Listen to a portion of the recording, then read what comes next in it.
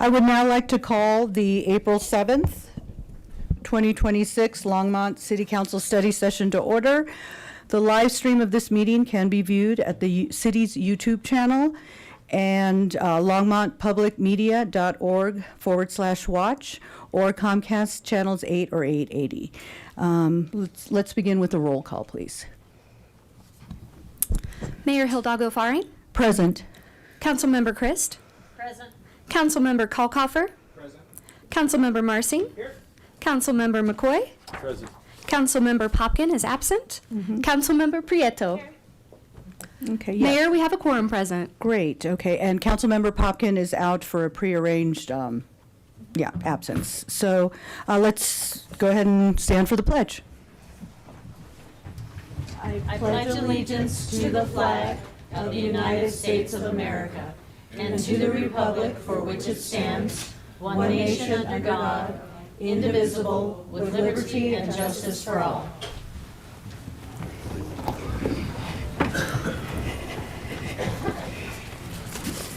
Okay, anyone wishing to speak at Public Invited to be Heard will need to add their name to the list outside the council chambers. Only those on the list will be invited to speak at Public Invited to be Heard.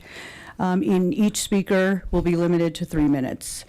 So we are now on to motions to direct city manager to add agenda items to future agendas. Councilmember Kalkoffer. Thank you, Mayor. I move to direct the city manager to add a future agenda item titled, titled Open Space Protections and Staff Direction, and to direct the city manager, the city attorney, and the Natural Resource Department to return with draft language and recommendations actions that, 1, strengthens protections with the disposition of open space ordinance 2011-10, including establishing and granting of conservation easements as an exemption to disposition process. 2, establish an ordinance requiring issuance of conservation easements to qualified holders on all open space acquisitions made in fee, both existing and future, consistent with city council direction. And 3, prepare ballot language for the November 2026 election to add open space properties to section 13.2 of the Longmont City Charter, parklands and water rights. Perfect, Sorry, I'll second that. that. Mouthful. Yeah, so, great, thank you very much. And so we have a motion to direct staff to bring back, did you get all that, by the way? Having a little copy and paste issue. Perfect, okay, well, that's all right. So you did send the language, thank you. And I have seconded that. Do we have any discussion on this topic? Okay, Councilmember Christ. So tell us a little bit more about a ballot initiative, if you would. Okay. Yeah, of course. So I heard a lot during the campaign trail, which I'm sure a lot of you also did, about the disposition that we were having with the land swap, and wanted to make sure that we are following the voice of the people. 74% of our residents voted in favor of open space, and we need to protect that trust. And I want to make sure that we bring this as a charter amendment so we can change the charter. So in the future we wanted to go through this, we needed to get the permission from the residents first. And to change our charter, it has to go to the vote of the people. Okay, so thank you. Any other questions? Okay. Did you have something you wanted to add? Okay, so let's go ahead and vote, and I had seconded that. Okay. I think you're changing batteries over there. Would you like to do a voice vote, Mayor? Yes, we can. All those in favor, say aye or raise your hand. Aye. All those opposed. Okay, so that carries 6-0 with Councilmember Popkin absent today. Do we have any more? Okay. So we are now on to public invited to be heard. Public invited to be heard, let's see, where's my list? Okay. So I'm going to go ahead and just call the first 4 people. Just be ready to come on down. The first person on the list is Frank Hightower, then Sherry Malloy, Penny Hodges, and Pavel Ivanov. And if you'll come to the podium, since you're Well, the first one. Yeah. And then if you want to turn on your mic, you got it. Okay. Perfect. Good evening. Good evening, Mayor and Council. My name is Frank Hightower, Longmont resident and a board member of HOPE. I'd like to speak to a decision before the council in practical terms. What happens if capacity for individuals experiencing homelessness is reduced while demand continues to rise? Longmont has made meaningful progress over the past several years. The community has built a system that provides year-round shelter, outreach, and pathways to housing.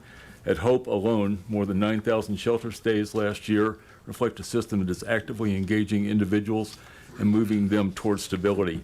At the same time, the concerns you're hearing about family homelessness are real. Families often stabilize more quickly with targeted support, and investments there can produce faster outcomes. However, individuals and families are not interchangeable populations. Individuals, particularly those who are older, medically vulnerable, or experiencing behavioral health challenges, require consistent ongoing infrastructure. This is part of the system most sensitive to changes in capacity. If capacity is reduced, the impact will be immediate because demand is increasing. More individuals in Longmont are entering homelessness and they're remaining homeless longer.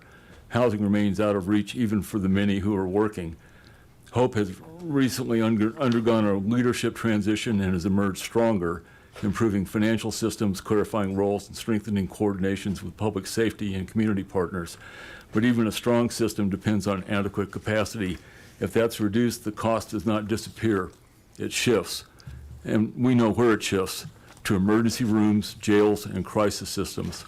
An emergency room visit in Colorado costs approximately $3,700. The average annual cost of incarceration exceeds $58,000 per person.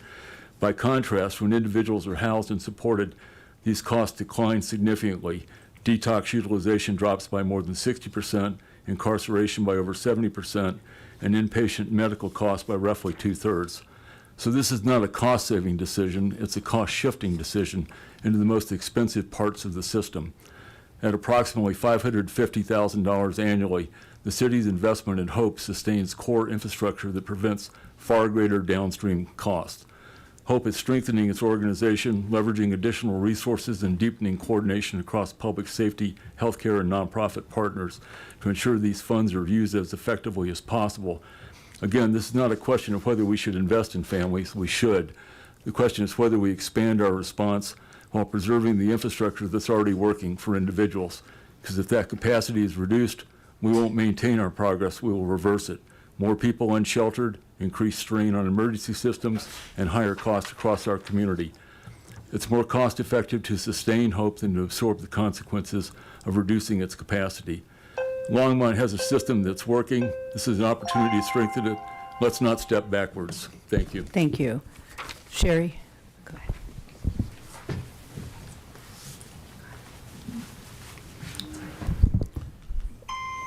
Good evening, Sherry Malloy, 1632 Sherman Way. Thank you, Councilperson Kalkhofer and Council for directing staff to come back with language addressing open space protections. I'm speaking for Longmont Friends of Open Space. We are residents with no agenda other than advocating for our open space program. Your direction is a big step forward after the Distal situation, when the previous council heard from hundreds of residents who were against treating open space as flexible inventory, even for a well-intended good cause. Your plan to consider constructive measures goes a long way toward repairing damaged public trust. Maya Angelou said, "When we know better, we need to do better." So thank you for doing better tonight. I also want to recognize our Natural Resources Department for recently placing bank swallow nesting boxes at our newly acquired Bigelow open space property by Distal. You may recall 2022 when Friends of Open Space started a SOS, Save Our Swallows campaign about the city's flood mitigation plan at Rogers Grove Nature Area. That plan will soon be destroying the current bank swallow nesting habitat by Fairgrounds Lake Bridge. The idea with the nesting boxes is to give the migrating swallows an alternate location to use for their eggs and hatchlings when they see the disturbances by their current site. Here's some context. Rogers Grove Nature Area is home to one of the only known nesting bank swallow colonies in Boulder County. It's the only colony in Longmont. The smallest of swallows, bank swallows, migrate every April from Central and South America and Eastern Caribbean. They nest in riverbanks with a very specific slope and soil type. Due to habitat loss, they are rare and declining species and therefore a species of special concern, one step away from being endangered. Their demise is due to loss of habitat from development. They are endangered in Canada and parts of Europe. In 2022, City Manager Harold Dominguez and Council heard the Save Our Swallows alarm and directed staff to go forward with mitigation measures. This brings us to today, where nesting boxes have been placed just in time for the migration this month.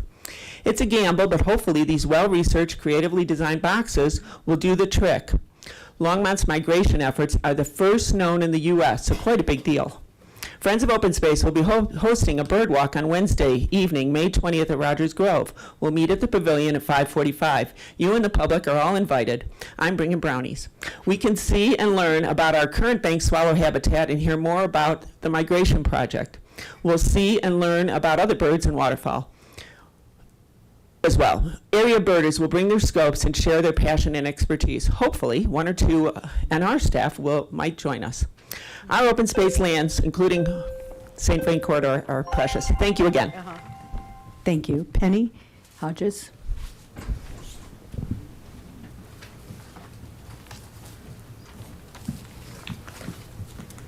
Hi. Hi, thank you. I just wanted to talk, I'm Penny Hodges in Bluefield Avenue. The experiences that I've already had with the AI cameras thus far, I drive down to 25 often, down to Denver, and there was one time that there was a tire on the road. We got diverted out of the toll road, resulting in a $250 ticket. When I disputed it, they said you needed to either have a dash cam or a police report number. So I called the Thornton Police Department, because that's where it happened, and we got a very nice lady, and she said, we don't have a report on that because we put it off to a third party because they do the, excuse me, the debris removal. She actually called the other company, got the number for us, and we got it removed, but that was 4 weeks and about 20 calls to get that done. And there were 3 more times that there were accidents, so what I would do is call the police department immediately to get the incident report number, so when the ticket came in the mail, I was able to just fight it right away. Just yesterday, there was a red light here in Longmont that was flashing on and off, and it looked like every single car that was going through was getting a ticket. So I called the Longmont Police Department, and they said, we don't issue incident report numbers for cameras or for lights. And I said, so what are we supposed to do? And she said, well, let me see if we can figure this out. Turns out they were not issuing tickets, but this is going to come down the line. We're going to have incident reports for when this happens or when we have construction and they're making us go against the road rules and the cameras start flashing. So I would hope that we could at least be preemptive about that and to protect citizens, excuse me. But what I'm more concerned with is a majority of the citizens, we don't want this. So why are you voting it in? I really don't get it. It feels really dystopian. And I don't want this. I don't want this in our community, and I'm really asking that you have this help. That when Denver brought this on, they had to shut it down for 6 months, but they left the cameras up, and it was still surveilling. And they reported this on the news, that they were still surveilling. So I would hope that you would take this into consideration. You'd pull the cameras down and just start all over or try another system, because this isn't going to work for us. But thank you for your time. Thank you. Pavel? Oh, and the next 4, Lance Whitaker, Chad Steffel, Nick Alfonso, and Diana Chavez. Good evening, Pavel Ivanov, 2450 Airport Road. Last meeting ended with the public invited to be heard. Last time we did have an opportunity to voice our frustrations, but not opinions or facts about the accent system or the decision to switch instead of canceling LPR altogether. Today, I invite the council members to be rational. If we decide that pragmatism and ability to find a criminal or two is very important, we should also look at all the other facts. In fact, I brought my serious hat today, so I will put that on. So, Axon's ex-name is Taser. Oh man, why would they switch their name? Taser asserts that only 24 people have ever died from its stun guns, 18 from fatal injuries in falls caused by the taser strike, and 6 from fires sparkled by the stun gun's electrical arc, reports Equal Justice Initiative. Houston's first African American chief medical examiner, Joey Carter, told Mindsite News that Axon, quote unquote, has continuously pushed the idea that death happened because of the excited delirium, not shock from tasers, calling this ridiculous. Axon did change the language, silently, from non-lethal to less lethal, after a bunch of lawsuits. I don't want to attribute such a grave mistake to incompetence. I attribute this to malice, just like Reuters do. They claim that more than 1,000 people died from tasers nationwide. And apart from that, in 2022, the ethics board of Axon quit. Oh boy, I wonder why ethics board of a security company would quit. I have a beginning of their statement when they quit. It is with deep regret that we, the undersigned 9 members of Axon's AI ethics board, announce our immediate resignation from the board. We do so in response to Axon's recent announcement that it intends to develop taser-equipped drones, pre-position them in potential target for mass and school shootings, and encircle those targets in surveillance cameras with real-time streaming capabilities. Counsel, did we hear how those cameras can sometimes wrongly identify cars or whatever, right? How they can make mistakes? Do we really want to allow those systems to choose who to potentially kill? I understand that we're not using that technology right now, but do we want to work with a company that has that tech? That is scary. That is scary that they even think of creating such technology. It is scary that we're going to work with them more closely. And we're going to hear a lot about technology behind the Axon's LPR and whatnot later today, most likely. But I think we should really focus on that for a second. These people create technology that allow for automatic targeting of, potential shooters, which, of course, shootings are bad, obviously, right? But automatic things that can be wrong and targeted with a taser that could potentially kill. I don't think that we want to work with them. All such companies are going to have side-back history. Let's not do that. Okay, Thank you. Okay, Lance, come on down.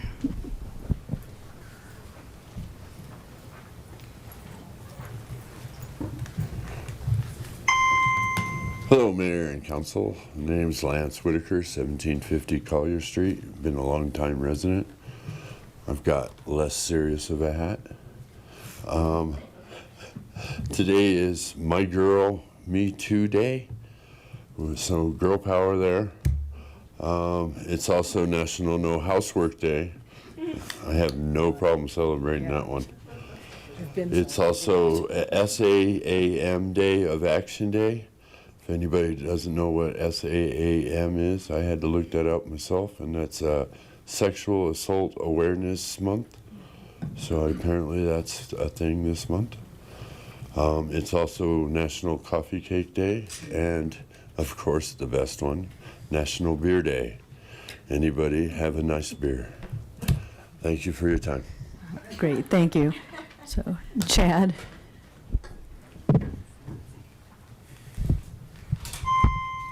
Hi, I'm Chad Stuffel. Hello, City Council.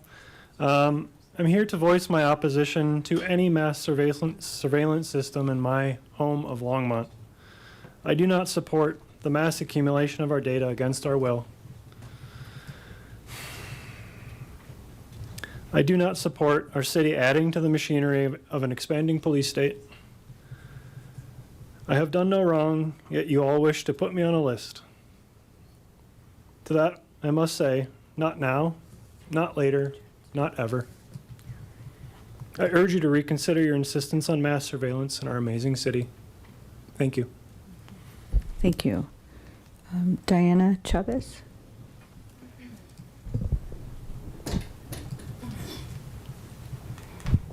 Nope. Hi, I'm Diana Chavez, Princess Drive, Longmont. And I have a few things, and I'm kind of off the cuff tonight because I didn't have time to prepare. But one thing, and Mr. Marsing, I want to comment that I've appreciated your your statements regarding the apartments down by the old Walmart and appreciate your vote against that. Overall, like, I'm mind blown driving around town at the number of apartments that are being built, and I just am beyond understanding what is going on. I can't imagine that that many people are moving to Longmont to fill those apartments. And along with Mr. Marsing, I do not see any affordable housing in that arena at all. My daughter has tried several times to find affordable housing in Boulder County, and it doesn't exist in Longmont, which is very concerning. I've lived here for 58 years. I've seen a lot of growth, a lot of change, and the amount of apartments that are being built is just mind-blowing to me, and I strongly object to it. I think it's time for a moratorium to reevaluate and consider what we might do different. I mean, most of the people in these apartments their rent is more than our mortgage. And that is obviously not affordable housing. The other thing I wanted to comment on tonight is the fact that this month when I was paying my city bill, I took the time to add up the fees on the bill, which totaled over $62, which is another thing that I just cannot fathom when most of those things are automated. So it's really hard for me to understand how it could cost, mine is $62, and you consider that per household in the city of Longmont of nearly 100,000 people. That is some heavy money that I would personally like to see where that is going and how that's accounted for, because that is a lot of money, and it would certainly make a difference in our budget every month. And then along with the others that have spoke out against the mass surveillance and the AI, as I told my kids, just because you can do something doesn't mean you should. And I think we need to way slow down this AI and mass surveillance and really evaluate how that's going to impact our community, our liberty, our freedom. Thank you so much. Thank you, and my apologies, Nick, you were the next one in Oh, I'm speaking. sorry. No, it's all right. I may have called you down first. Okay. But, so Nick Alfonso?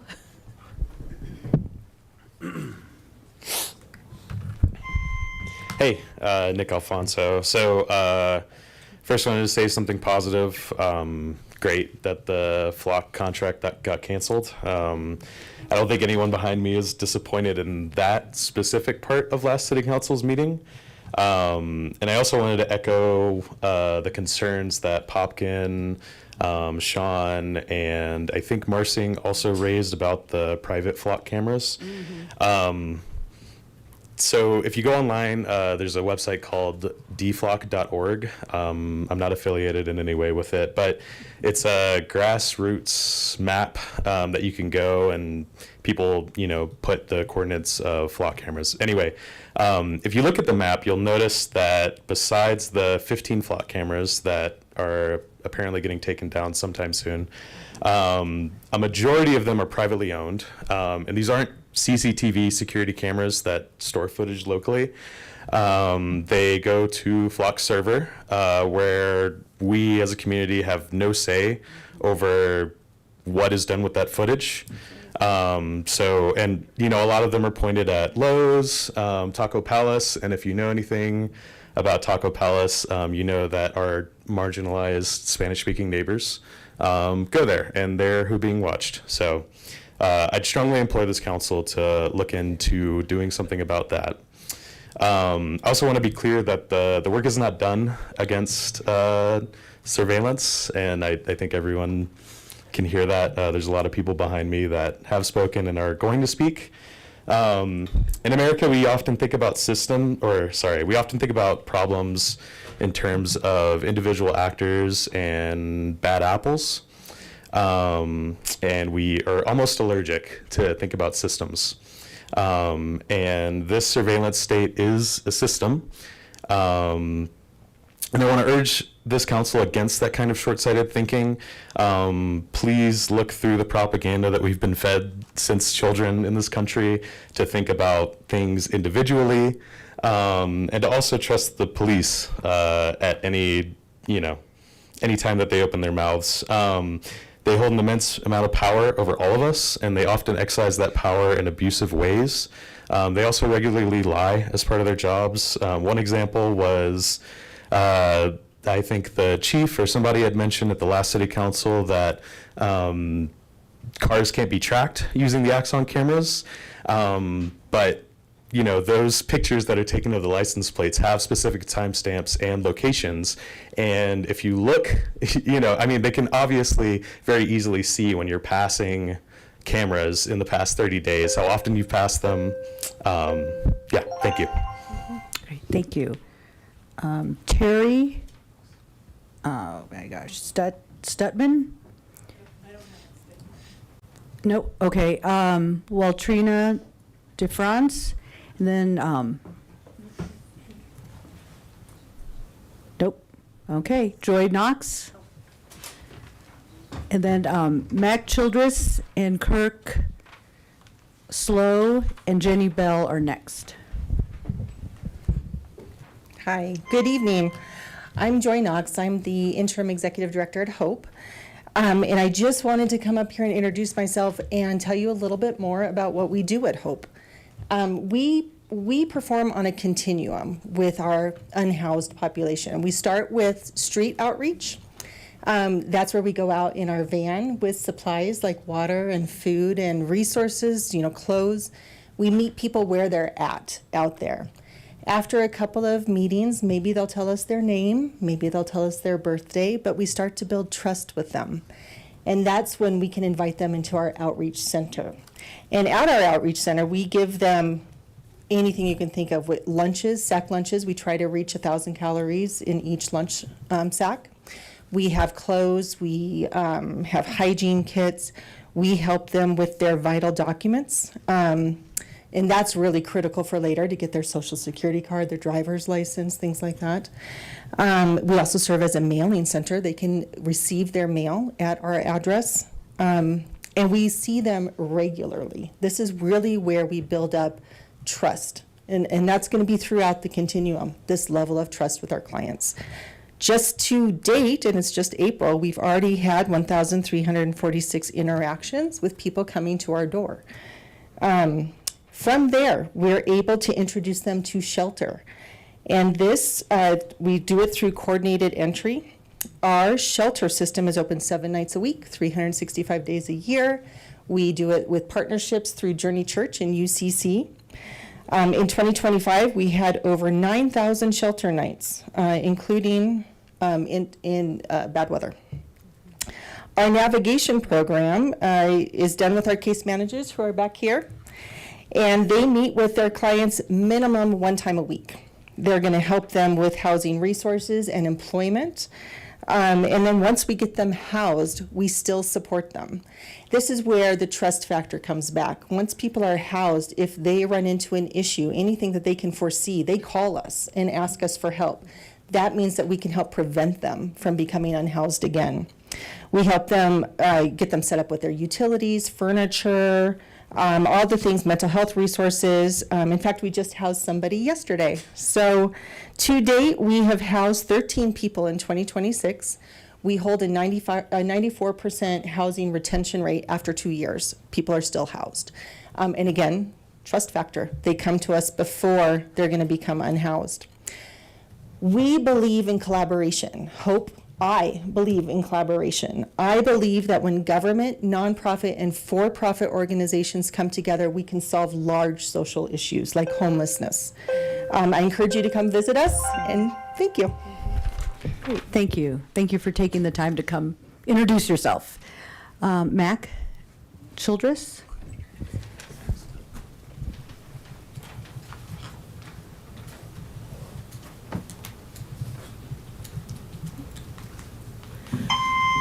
Hi, I'm Mac Childress, and I'm here to talk about the hypocrisy of the Longmont Police Department. In late 2018 through early 2019, they performed a 6-month pilot program where they encrypted their police radios, which was not previously done. And then at the end of the program, it was decided to keep the radios encrypted indefinitely, with the argument that they wanted their privacy. Well, I want my privacy too, and they want to have these cameras all over town. They want to know when I'm coming, when I'm going, what direction I'm going, what direction I'm coming from, what time it is, and I don't want that. And I see it as hypocritical for them to insist on their privacy when they are insisting that we don't get any privacy ourselves. I spoke previously about this issue on the topic of how it affects our tourism, and I still stand by that. I think that our tourists are not really going to care that much what brand the cameras are. I think that it's going to impact Longmont's earnings to have an unfriendly amount of surveillance around the town. Thank you. Thank you. Kirk?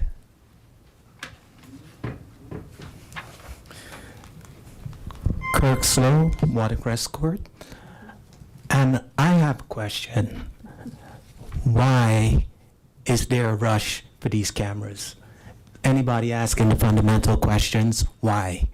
Why is it necessary? Why isn't police chief here to defend those decisions in open court? Why are you guys rubber stamping this? We typically don't respond on public comment. Okay. But we can have a staff person in the back. I know that he's absent for a prearranged. Well, no, But he was here get last that. time. I get that, but we need to have discussions. There shouldn't be us talking at you, you making decisions for us in our name with only kind of feedback, sort of, but we're going to do what we want. He needs to be here defending how accurate are these things. Does it actually solve crime? All the fundamental questions that comes under the surveillance umbrella that needs to be, he needs to answer those in order to justify, truly justify why this is being done. And I think he's not going to be able to stand on much. Okay, I guess still got time. So, agreement, people? Yeah, okay. Okay, Yes. well, some of the people have spoken. So, I rest my case for now until next time. Thank you. Jenny Bell? And the next few, the last four on the list are Ariel Kahn, Meg Thornberry, Scott Stewart, and Gage Ratch. I apologize if I messed it up. Hi, Council. My name is Jenny Bell, and I live in North Longmont. I'm here to speak about Flock and Axon ALPRs. I want to start by saying that I am grateful. I'm grateful to have a public safety department that clearly cares about ethics. I'm grateful to have a city council that wants to hear from the community. And it's really this gratitude that led me to want to speak here today, because it's only through hope that one can really feel disappointment. I believe you all mean well, and that is why I am disappointed with your handling of the ALPR issue. For starters, there seems to be a consensus among Longmont Police Department and the council that we have to have these cameras, but I just really haven't seen the evidence. I looked at the presentation from Longmont PD back in December, which showed the number of crimes solved using ALPRs, but that's not enough. It's actually a common logical fallacy. After this, therefore, because of this, saying crime was solved using ALPRs is not the same as proving crime was solved because of ALPRs. They might as well have shared how many crimes were solved while wearing a white t-shirt. Even if we let the need go, there are still problems. Who did a technical review of the Axon claims? Who will complete a detailed technical review of the contract? Why the rush to move forward before giving the public a chance to really respond to these concerns? A city ordinance could set guardrails, but the time to set standards is before a big tech change, not after. A technology advisory board could help with issues like this, but the time to consult them, to the experts in our community, is before making a big change like this, not after. What we adopt matters, and so does how we adopt it. It may be that your minds are made up on this issue, but I ask you to keep thinking about it, because this will not be the last time our city is asked to weigh safety against privacy. How many cameras is too many? 20? 1,000? What are you going to say when the asks come back to be facial recognition? Because there will always be this trade, I ask you to ask, where is the line? Where do we as a city say enough is enough? I think it's here. I think it's now. And if you disagree, I sincerely hope that you put some thought into what your line is, that you write it down, that you stand by it, because the time to think about these things is before the next big tech comes along, not after. Thank you all very much. Thank you. So, Ariel?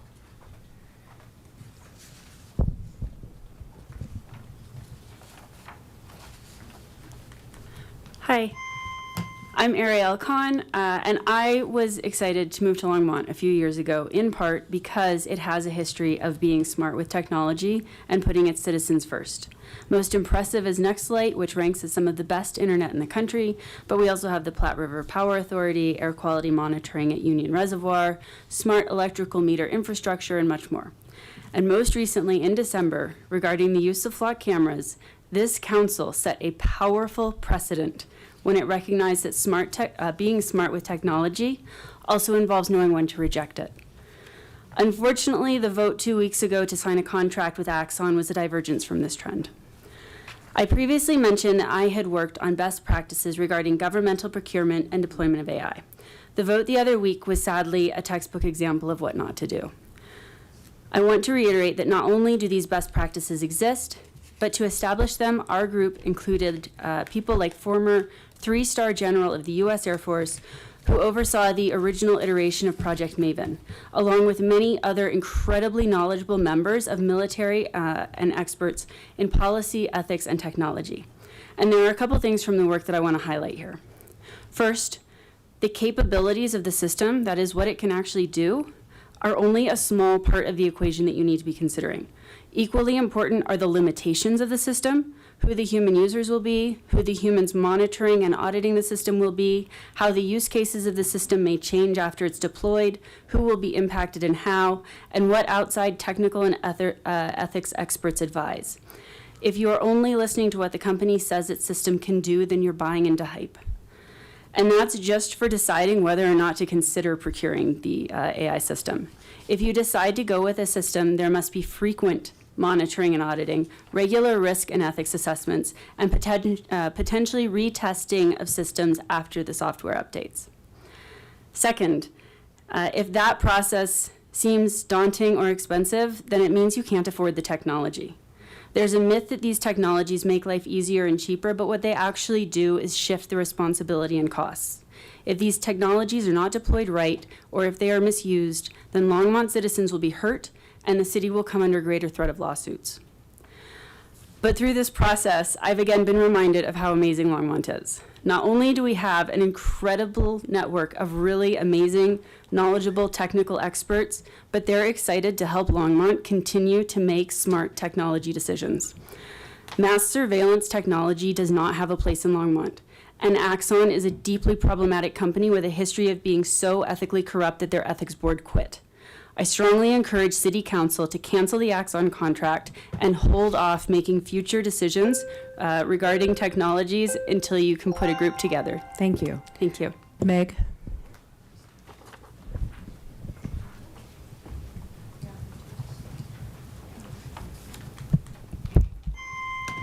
Hello, everybody. Meg Thornberry. I just want to say we know some awesome people to get on this tech advisory board when we get it going. And I just wanted to, again, really emphasize the need for such a board. We are facing more and more surveillance. And the thing this week that I think is incredibly relevant to this is looking at the FBI's new categorization of who qualifies as a domestic terrorist. For I fear it actually is a lot of people in this room, which we all know is not true. There are are no domestic terrorists in this room. We know this. We know that these are good people of Longmont. Nobody's there for that. Unfortunately, Kash Patel thinks otherwise. So if you are anti-American in any way, anti-capitalism in any way, anti-Christianity, but not anti-Catholic, that one's fine, but anti-Christianity, no. If you support the overthrow of the U.S. government, if there is any extremism on migration, which I believe a sanctuary-esque city would qualify as, any extremism on race or gender, aka DEI, or hostility towards those who hold traditional American views on family, and hostility towards those who hold traditional American views on religion, and hostility towards those who hold traditional views on morality. In other words, if you do not agree with the right Christian nationalists in charge, you are a domestic terrorist. Now, obviously it's not officially there yet, but the writing is on the wall. I'm worried I'm not going to be able to fly out to my 10-year college reunion because I may be put on this list and I may not be able to fly. And therefore, any surveillance technology that we have in Longmont, I trust how Longmont's going to use it. I don't trust how the feds are going to use it. And the fact is, anything, any technology, any camera that we have here is not necessarily Fed-proof. So the federal government right now is clearly setting a trend of breaking the law and then waiting to get caught or sued or whatever. So I think we need to be taking a proactive stance in both the city-owned cameras and the ones on private property, just to protect all of our rights as citizens, to protect all of our well-being, and really just to make sure that we are not giving anybody any extra ammo, and that we are really going through to protect the city of Longmont from whatever new technologies are coming our way, to make sure that we can follow our Constitution and due process and all of those great things. So again, really support the idea of having this tech advisory board start as soon as possible. I don't know if there's a way to fast track it to make it like right now, but we are working with technology that is that fast paced in an environment where everything is so fast paced. So I appreciate everything that you guys are doing and look forward to continuing to work with you on making sure that Longmont is a safe place without surveillance. Thank you. Thank you. Scott Stewart? Mayor, members of council, Scott Stewart, 229 Grant Street. I'd like to say a little bit about the retreat and the airport. In order for the retreat to be efficient, the city hired a third-party moderator to provide an unbiased narrative through the retreat topics. I invite you all to revisit the video of day 2 and the conversation that was squeezed in just before lunch that revolved around the airport. The moderator began the airport conversation by talking about his conflict of interest because he was a skydiver. He then went on to speak about how great aviation was. He reminisced about the great restaurant that was at Stapleton. He set the tone with a narrative about how great airports are. There is no mention about any conflict that airports can create with surrounding community. There's no mention of financial challenges airports can face. There was no mention of the long-term obligations created when accepting FAA grant money. I would describe the framing of this topic as an airport is great and how can we show the public how great it is. Longmont is at one time had a nice local airport that honored aviators returning from war and inspired the local community. We have strayed from the airport that serves Longmont. We are the airport, where the airport seems to be heading is bigger for the sake of bigger. We are looking at more FAA funding that removes Longmont's voice from the conversation about our own airport. We're looking at the growth projects that will only lead to greater financial obligations to meet FAA requirements for the next 20 years. Slow down, ask for the data, then listen to the narratives coming from the aviation community. I've heard a lot of claims and talking points that don't hold up to fact checking.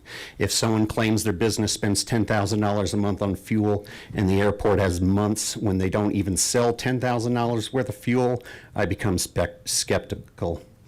I heard the story that the school system students built an airplane at the airport.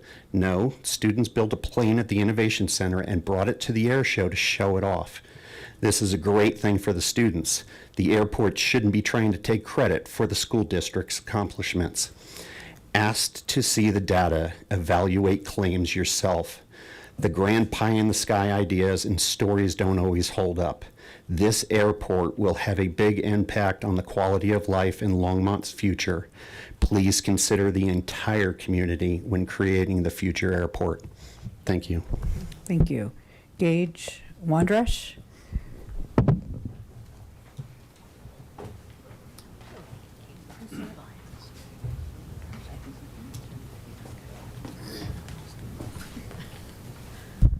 Hi, Gage Wandrash, Billings Lane. First of all, I wanted to thank council for your hard work. I know it's a thankless job and you guys put in a lot of time and effort. I'm here also to talk about ALPR systems and surveillance in general in Longmont. I know it's a pretty popular topic tonight, but I wanted to start with an ask for you guys, which is to immediately please halt all use of ALPR systems. And then I'm going to tell you why I think you should do that. And it comes down to some hard numbers. 1 in 50, according to the Flock transparency portal that you guys have up right now, that is the number of quarries and hot list hits versus vehicles detected overall in the city of Longmont.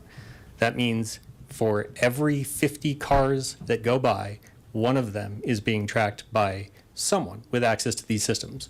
Now, hopefully it's not Longmont Police. It could be a federal agency or somebody that they haven't locked out. But based on their own numbers, and this is from right now, there are 422,207 vehicles detected in the last 30 days, 7,463 hot list hits, and 699 searches. So that means of the probably at least 50 people in this room, at least one of us statistically has been tracked by these devices. I don't find that acceptable. I don't think there's a high likelihood that one of us is under suspicion of an active crime like a kidnapping or something that these systems could merit use of. But that is kind of a lesser issue because even if there's good use for these systems, and that is correct, there is bad use for them. We've seen what specifically ICE and federal agencies have been doing. American citizens have lost their lives and they're using technology like this to further prosecute it. And Axon Systems in particular just signed a $200 million contract for tasers with an upgrade package for ICE. They have an extremely financial vested interest in giving them what they want. And so even if everything that we do is by the books, they are capable of requesting via administrative subpoena any amount of data that has existed on Axon servers at any time. That can be full motion video, that can be heat maps of where people go, who they associate with, anything they want. They don't have to go to a judge, they don't have to publish it in the public record, and if Axon chooses not to fight that subpoena, you'll never know about it. They can give them as much data as they want. And they're likely to because they have a $200 million vested interest plus all their other contracts. It accounts for something crazy like 10% of their budget year over year. So just by the numbers, I don't think it's responsible for us to pay to spy on ourselves and get ourselves hurt. Thank you. Okay. So, so I've read all the names on the list. If there's anyone else in the audience who would like to address council at this time, they may come on down. Okay. Okay.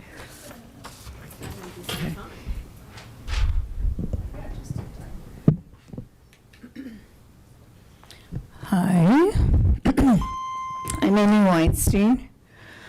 I'd like to speak tonight about the need in the city to have a food commissary that maybe the city council could help us get behind. There's a lot of food trucks in town, and finding a needed food commissary is difficult.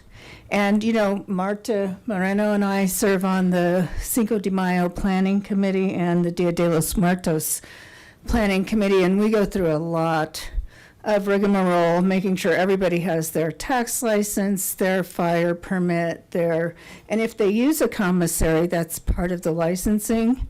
And we have discovered that there really isn't enough commissary services in town here. We're not sure what the answer is to the problem, but we do think that it is a problem, and the city would be well served to, I don't know, we could maybe look at some kind of public-private partnership or something like that and provide commissary services. Thank you. Great, thank you. Okay, anyone else? Okay, seeing no one else, I will now close public invited to be heard. And we do not have special reports and presentations tonight, so we're on to item 6, study session items. Item A, changes to the Human Services Funding Program. Christina Pacheco, Human Services Director, and Eliberto Mendoza, Human Services Manager, will be presenting this evening.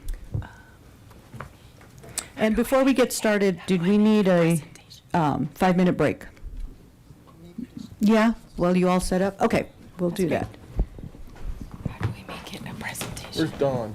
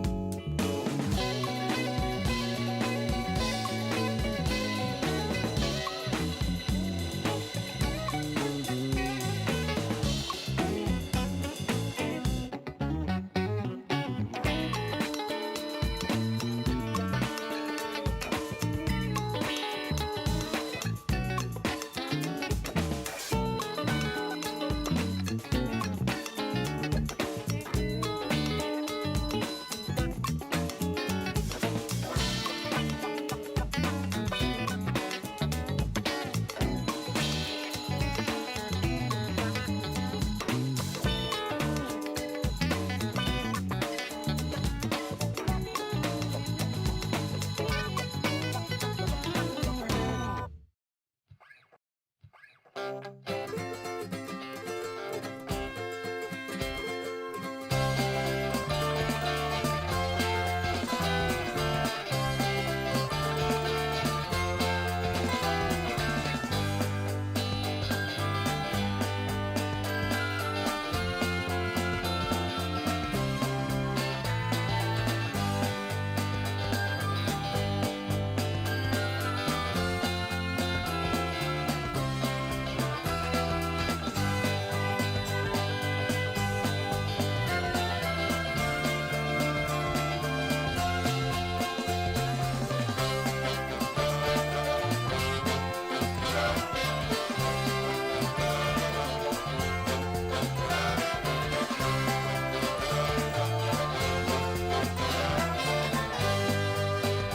call council members back to the dais. Thank you. Thank you for looking out for us. Oh, I come over here and everybody's leaving. Okay, thank you. I'm going to hand it over to Christina Pacheco. All righty. Good evening, Mayor Hidalgo Faring and members of council. I'm Christina Pacheco, Human Services Director. We're here tonight to gain policy direction on human services funding and the general funds split. The reason that we're here specifically is that last year we made the commitment to council to bring back this item in anticipation of rolling out the 2027 funding program. For you to have the conversation about any changes you want to make this next year. The decision in 2025 was to leave things as they were for 2026. And Liberto and I will present different parts of this information, and we promise to keep it to 10 minutes. Thank you. I'll start my timer. All right. No, just kidding. So I think I'm Eliberto Mendoza, City of Longmont Human Services Program Manager, Council Member, Mayor Susie Hidalgo and council members. So really quickly, my job is to kind of present a little bit of the context and history. So as you can see in this chart, and it's a chart you've seen before, we just have been seeing an increase in need from all sectors, in particular in 2023. 2026 was the first time it actually went down a little bit, but it was still over $750,000 of what was asked for that we actually had to provide. And so just wanted to make sure that we understand that we've been seeing this gap for quite a bit. And also, I know someone asked about, where the funding goes, and I did the research. 93% of funding goes between program staff and direct client costs or direct client needs. There's about 7% that goes to general operating. And even when you look at the general operating type of funds that we help cover, a lot of it is more around program supplies or supplies to deliver the service. So the vast majority of funding is going to program in our funding. Again, continuing things you've seen before, there has been a consistent growth in the number of agencies applying and funded by the board. This is in part to the work of staff getting the word out. I think we've done a really good job of getting the word out in the community about this resource, and many new agencies have taken advantage of the great program, and our board has done a great job in evaluating, and they tend to score high. I know some of you have been on the board and you've scored yourselves, and some folks like to score high. And so, we've just seen a lot of good scores and people getting funded. And so, just want to make sure that you understand that that's something that's happening. Boulder County District surveyed the nonprofits to understand how the funding shifts and may or may not affect nonprofits. What the study showed is that organizations are operating at a time of uncertainty around financial conditions and the viability of community programs while facing a need for increased services. We see more because there's more need. That's just a reality. And then finally, we want to talk a little bit about the environmental funding scan. We wanted to make sure you understood, what are our neighbors around us doing as far as funding? And when you look at other government entities' fundings, all of our partners fund fewer programs than we do, right? So if you look at City of Boulder, they funded 37 programs with 1.9. Lafayette, they have less, but they funded 25 with 700,000. Boulder County Community Services funded 24 with 1.3. They tend to focus on basic needs, and they define what those. I don't know exactly what those basic needs are defined as, but they've limited their funding to that. So you can see a little bit of how our neighbors are funding programs throughout the county. And I'm gonna turn it over back to Christina. So, all right. What we wanted to touch on was the increase, along with the increase in need for funding, other changes in the dynamics that we're seeing with need in the community is family homelessness. So this chart represents what we're seeing from McKinney-Vento data currently. It's important to know that these numbers are not complete as we're still wrapping up the school year. And what I'll show you in the next slide is some historical McKinney-Vento data. However, I do want to point out that Hope and Our Center are both seeing a rise in family homelessness, and they're working to deepen their collaboration, as Joy talked about, and get people where they need to go for services, be it individuals or families. Hope, as we know, serves single adults, and we're aware that they are also seeing a rise in need in that area.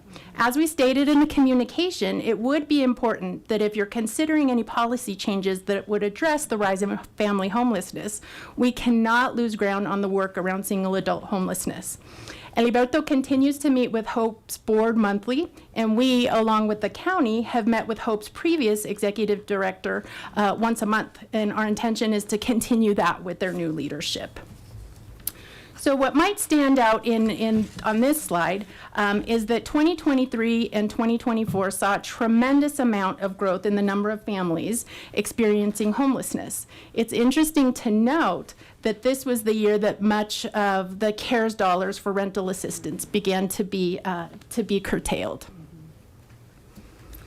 So this slide shows the numbers of families enrolled in HSP.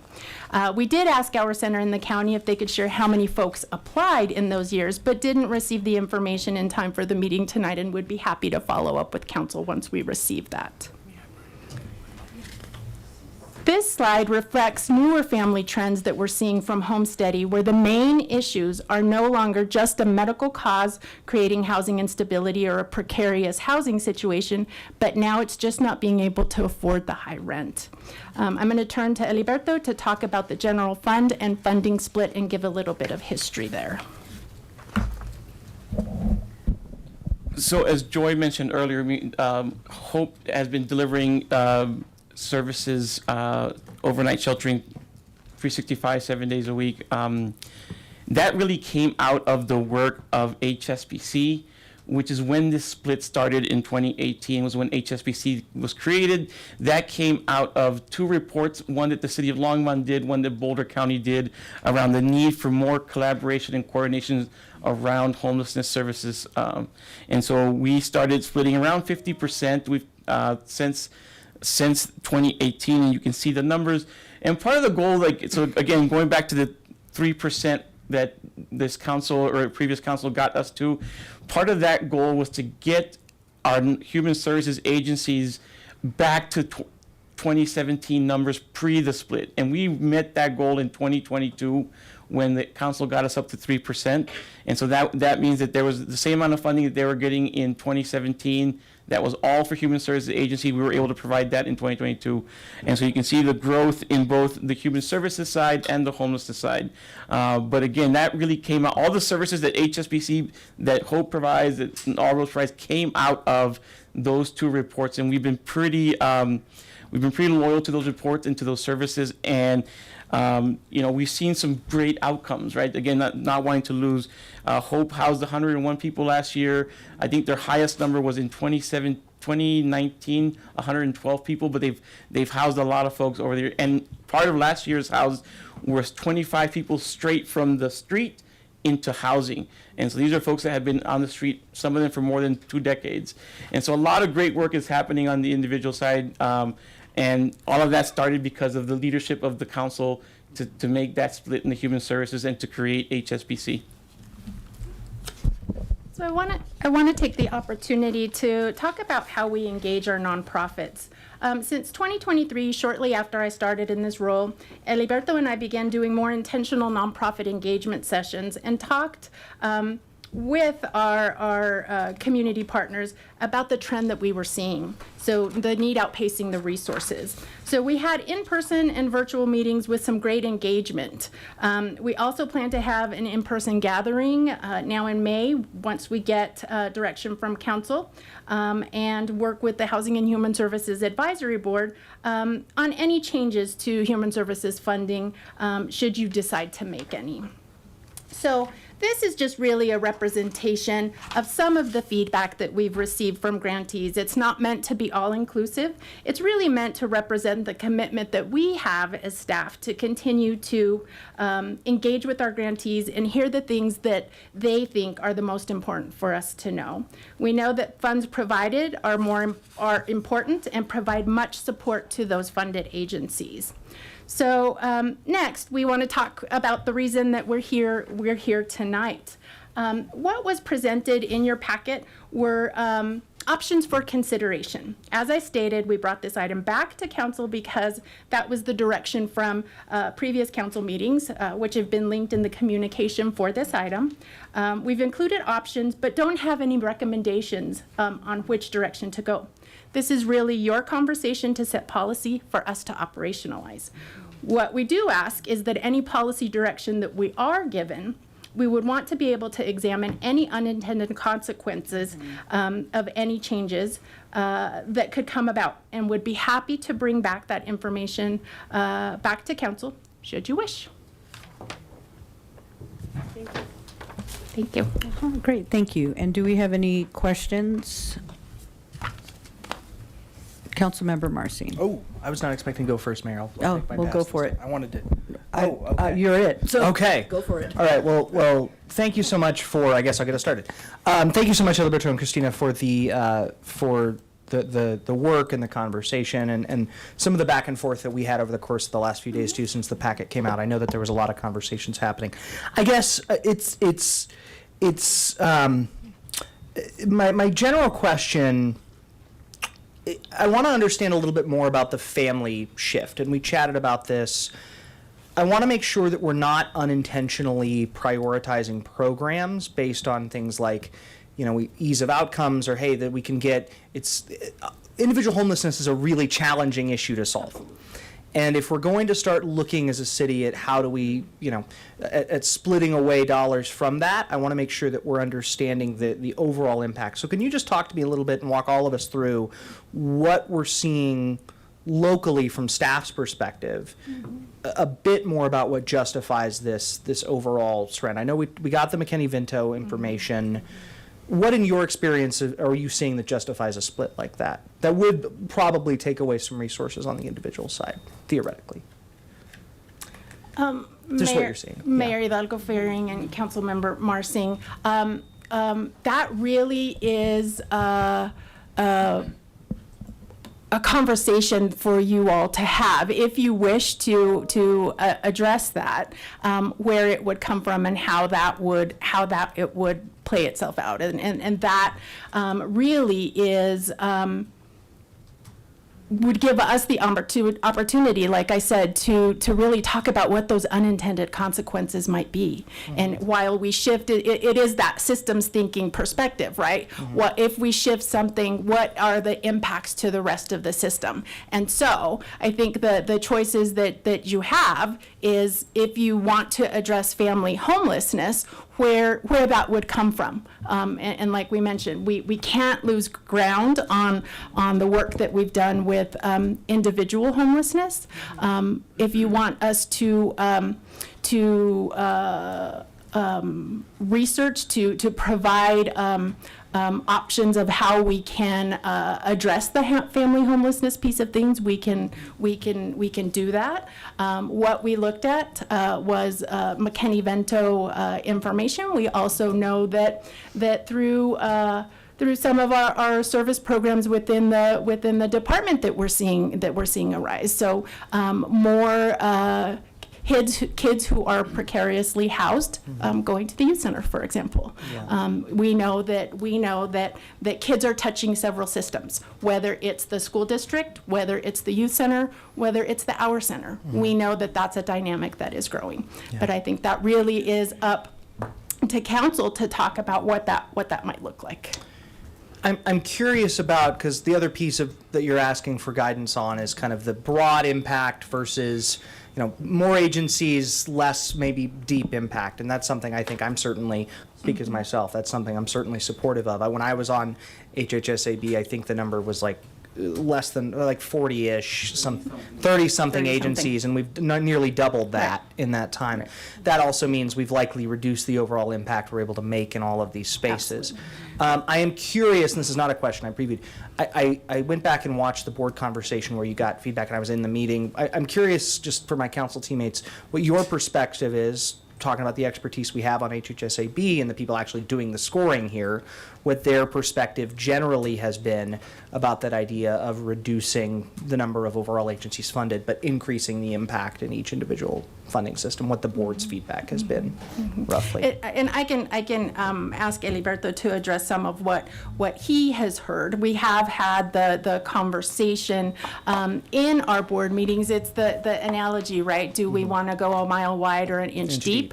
Or do we want to go an inch wide and a mile deep? And I think that that is also something to really explore. Like how do we make the most impact with the dollars that we have? And right now we are spread so thin that I think it could be argued with smaller piecemeal contracts, we might not be making the kind of impact that we could have made back when you were on the advisory board when there was 20 less funded agencies. So do you have anything to add? I think you covered. Thank you for that. I'll just make a general statement, and I'm one of 7, and I saw lights going on, which is why I hit my light real quick. I was like, oh, I got it. But I just, in general, speaking as one of 7, I think I really would like to see us reduce mission creep in some of these spaces and try to prioritize those highest possible impacts that are tied to council priorities. I think the option that you listed is option 4 in the packet of, hey, let's really make sure that the funding that we're granting is in line with council priorities and the work that we're trying to do. ECE comes to mind, as you know, homelessness. I also want to make sure, though, too, and I'll just set the framing here, in my mind, that we're not making what I do think is kind of a false choice between supporting families and supporting individuals. Individuals were once part of families and often are, for whatever reason, get phased out of that. I think both needs are real. And I think we have a responsibility to some degree to build a system that is going to make it easier for both folks to get access without destabilizing what already exists. So I'm personally am a little hesitant to say, let's go ahead and split off family, funding specifically for families. I do want to listen and hear what my other council members have to say, but I'd rather keep kind of structure as is. And then as you laid it out, options kind of 1 and 4 in the packet that you gave us are the ones that speak most to me, but I'll sit back and listen. Okay, Councilmember Prieto. Well, I'm next. Okay, so it sounds like we're talking about 3 things here: the funding split, prioritization, and then the HHSAB awards, and how many we want to, how do we want to handle that? And so I'll start with the family homelessness piece and hopefully kind of kickstart off some ideas and conversation around what I've seen in my line of work, which I do deal with. I do assist families experiencing homelessness. I've been on the board for the Housing and Human Services Board for a while, or previously Longmont resident for a really long time, once utilizing systems and services here in Longmont as well. So I'm pretty familiar with kind of what's available and what's not available. Having looked at some of our different assessments that we've given to community members, like a community needs assessment and different types of surveys, talking to community members, being a part of kind of crucial conversations as well. So I'm bringing like a lot of different perspectives and pieces into this. And a theme that I'm hearing just in the conversation tonight and some of the conversations previously is we can't really gauge how many homeless families there are. We're kind of grabbing pieces here, pieces there, and I want to just note that the reason for that is because there is no one entry point for these families, which speaks to the gap in services and navigation assistance for these families. And so I don't have a recommendation on that funding split tonight, but I do know that I would like to see staff reserve a portion of this Housing and Human Service funding to work with other community partners, such as our school district, nonprofit, and local government agencies, to create a pathway or framework similar to coordinated entry that will help families experiencing homelessness gain access to shelter and eventually permanent housing. So that is something I do want to see here in the city of Longmont. I can say that the city of Boulder currently has a resource. So let me just go off my notes, because then I'm just going to talk all night. I would like to see this funding specifically focus on expanding eviction prevention funding. So whether that be via our homestead program, or create a special eviction prevention fund to help folks prevent homelessness, so to stay in their housing. So I'll let staff kind of do the thinking and be creative around how that might look to help folks. What are those entry points? What community partners can we partner with to make sure that those funds are getting to those folks? And the nice thing about our homestead program is we already allocate, how much is it, Haliberto? 305,000. 305,000. So if we expand it, we'll grow it a little bit more to make sure we're preventing homelessness to begin with, which that's a lot less expensive and use of resources versus trying to house homeless families after the fact. I would also like to see this funding go toward potentially funding a 1.5 to 2 full-time family homelessness resource navigator positions, preferably in-house, but if not, via RFP, which means the city would put out kind of a proposal for other agencies to potentially provide those services to Longmont residents. And currently, right now, from what I know in my work and navigation of services here in Longmont, is the only type of position alike is through the McKinney-Vento program via the St. Vrain School District, and so that's with Luis Chavez. And I did get to speak with Luis Chavez a little bit prior to this meeting, just to really understand what he sees as gaps and services. And so a lot of kind of my ideas and brainstorming is around his experience, because he is serving this population as well. And then my hope would be that these positions would help to distribute hotel vouchers, which we currently have funding for. And so this would just create the capacity for us to be able to actually put families in hotels, connect families to basic need resources. One of the themes I saw in our most recent route survey report for the community needs assessment is residents were saying that there is a need for navigation of services, that they don't feel like they know where to go for what services that they need. And then this position would also help make referrals to shelters and other family housing programs, which I feel like is a huge need in our community. There's lots of great resources via our county, via the city, and via nonprofits, but participants cannot refer themselves. You have to go through a referring agency. So if you don't know who to connect with and you don't know what the resources are, then how do you get the help that you need? So my hope is that this position would also help with that. And then ultimately just create partnerships with housing providers within our community, such as LHA, BCHA, and private landlords, in an effort to connect families with permanent housing.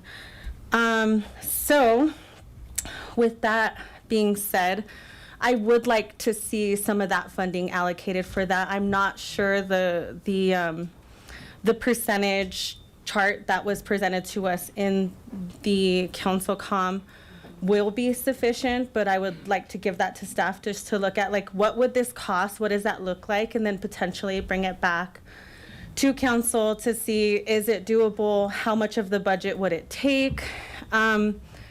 I don't have a recommendation on the funding split as far as the single individual homelessness. I think it's just really directing staff to do the crunching of the numbers and letting us know what those numbers look like afterward. So I'm going to leave it there and keep us just on one topic, and then I can contribute to the human service funding after. Thank you. Councilmember Christ. Thank you, Mayor. And thank you, Christina and Eliberto. It was a very comprehensive examination in the packet, and I particularly appreciate that you mentioned the service stacking that we had talked about last time, and where you are with that. I think hearing both of my fellow council members, I agree with everything that's said thus far, and my initial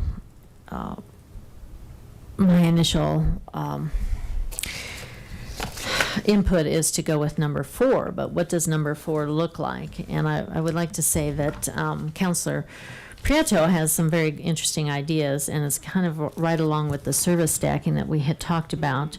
I know something that Harold does is he does centers of excellence, circles of excellence, centers, I think.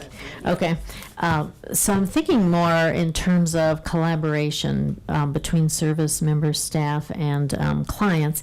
And I just want to relate that it's something that the VA is doing contemporarily, is that they're connecting a team, basically, to work on situations with veterans.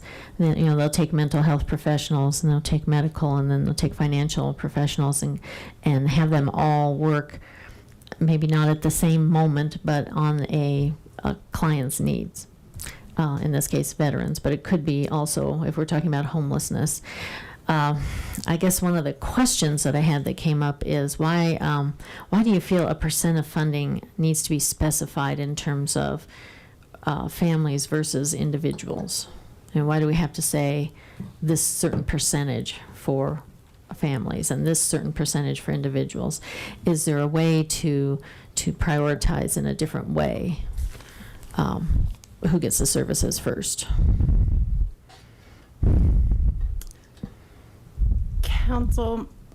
Mayor Hidalgo Faring, Councilmember Christ, a way to help me understand, a way to prioritize who gets the services first. Yeah, it just, and I'm just asking because it seems a bit arbitrary to say 14% here, Right. because maybe got you only needed 13, or maybe, Got it. Got it, So got it. how do we, how do we figure out that balance is what's the methodology? Right. That recommendation or that consideration was brought forward because we already have a set allocation from the set aside that is really addressing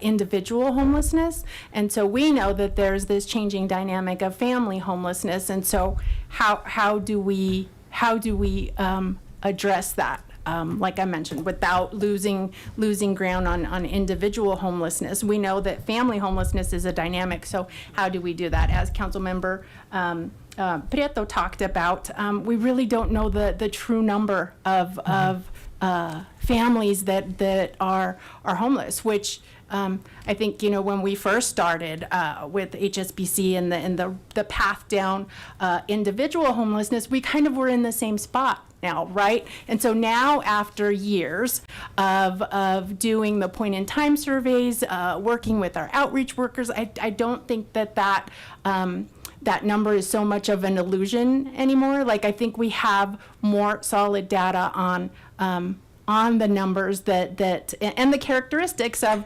individuals who are homeless within our community. We know that we're different from Boulder, for example, because a lot of the unhoused individuals that we see are from Longmont, so that it's not as much people coming from outside of the community, but we really don't have that data for families. And so it was just a way to think about how to approach it, not a hard and fast recommendation, but a consideration. Yeah. Okay. Does that help? Yes, it does. And I think what we need is that research to know, what is the data regarding families, and how does that relate to individual to help us make that kind of balance between the two. And then again to Councilor Prieto's comments about RFPs or, hiring individuals. I'm thinking more of the RFP because I think there are services out there that are providing some of the topics that you covered, and that when I were talking about having more of a team concept or a group collaboration there, partnership, however we want to frame it, that we could pull in the people that are already getting some funding. But what I will comment on that Councilor Marzing mentioned is that what we learned from our retreat is that impact is hugely important to this council. And so when you're saying a mile wide and an inch deep or whatever, it needs to be half a mile wide and half a mile deep. It needs to be both because the impact needs to be there. So I would say that what we could probably easily agree on is that impact is very important. So we need to find the balance where we can have the most impact, and we need to make sure that we have the right balance in terms of individuals and families.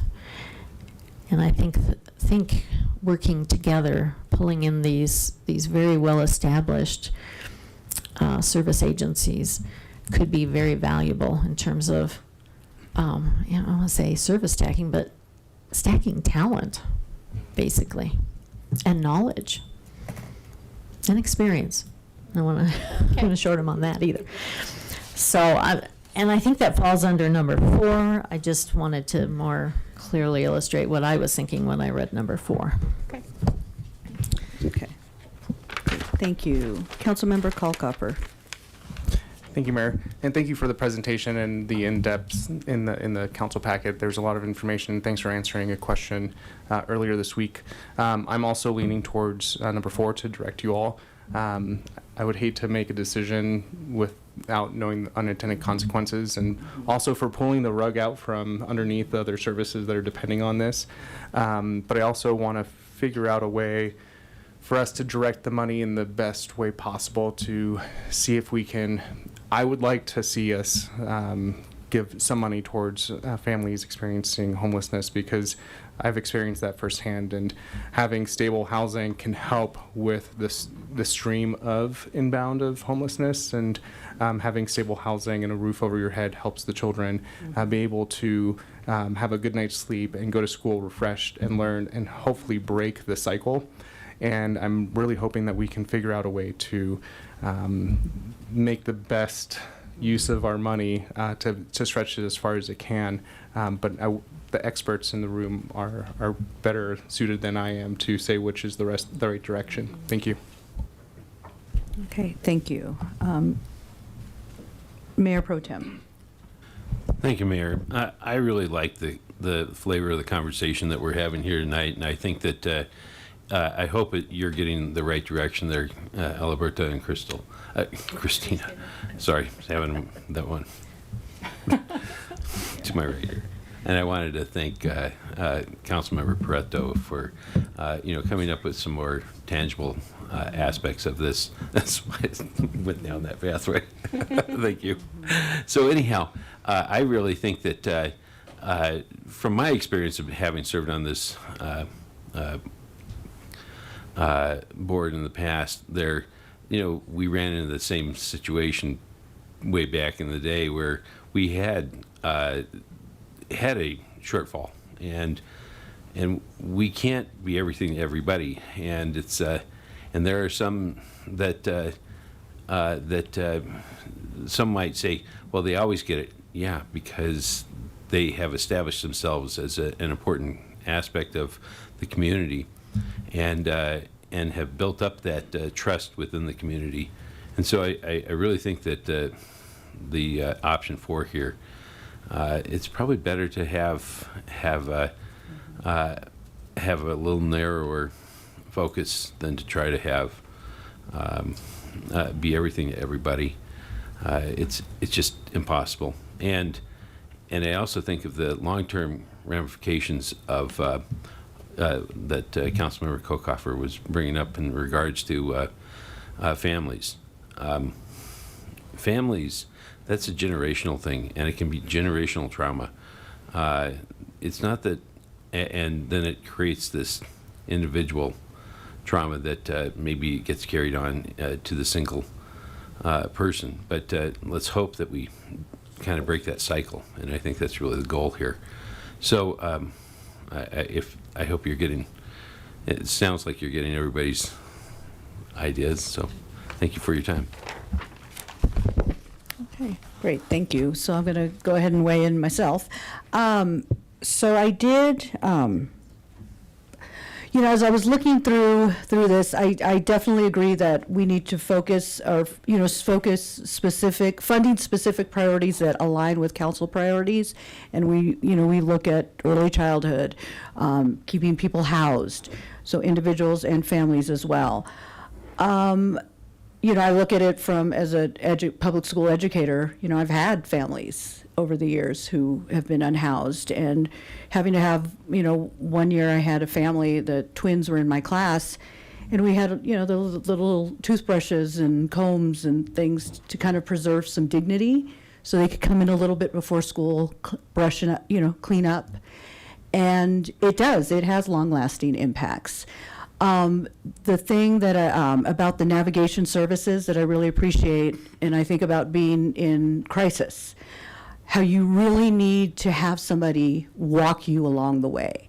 So if we are focusing on organizations that do help that navigational resources, and where, we talk about, some of the most successful nonprofits and even departments within our city structure, the most successful ones are the ones that have built that trust with community, and we're holding their hand along the way. When you are unhoused, and I've had my son, that he was operating on the brainstem. He was just fight or flight. Everything was fight or flight. What's that? Reptile brain. Reptile brain. That's the word. And so it wasn't thinking about what's going to happen tomorrow. And definitely not thinking about what's going to happen about lining up with a job and getting an education. You are thinking about how you're going to get through the day. So I really want to make sure that we are focusing on programs that do support. Number one, that was a good point in bringing up to eliminate asks that are less than 10,000. I mean, that might help us get us to that more specific half-mile wide and a half-mile deep. I don't want to give up, a trajectory that we've had within our community to help individuals who are unhoused to go to another direction, because I feel like they are building momentum, and I don't want to let that go. But I do see, the need for family supportive services, especially around the navigation piece. Yeah. Oh, and Councilmember Prieto, go ahead. Okay. So since we're talking about the HHSAB funding, prior to me just listing my recommendations, and I did want to kind of explain to the rest of council, like, why the preference for in-house resource navigator is there versus outside, and it's because we have more control and autonomy over that position versus if we give it to someone else, and we can kind of, and also I think there's a huge benefit in having LHA housed in the city of Longmont. That's one of the biggest barriers for families, is finding a landlord to rent to them. And so if we have LHA in the city and they know what is needed for families to qualify for housing, just general affordable housing or market rate, then we can kind of help. I think it just better positions us to help families. And then I think once that position's potentially established, then we can hand it off to someone else. But that was kind of my logic and thinking in that. And then now switching to the Housing and Human Services funding, I do want to preface this with saying I feel very passionately about making sure that if we really shrink down and prioritize certain organizations, that that they are getting a larger chunk and able to do more with that. And so I don't want us to like strip away a lot of this funding to go toward the family homelessness piece. So I'm like, you guys have such a hard job to like crunch the numbers. Like I do want to preserve the progress that we've made with our single individual homeless population, but also really addressing the need with, there's really nothing being done for family homelessness right now. And we might need to be a little bit aggressive on that end.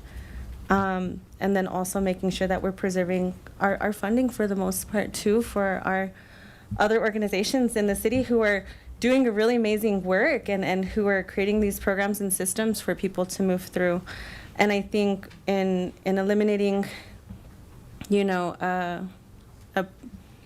I just, really getting the focus down to specific ones, I think larger funding will help them to do more and create those systems. So my recommendations would be to, let me just scroll down here, consider focusing more on the total number of Longmont residents served by programs.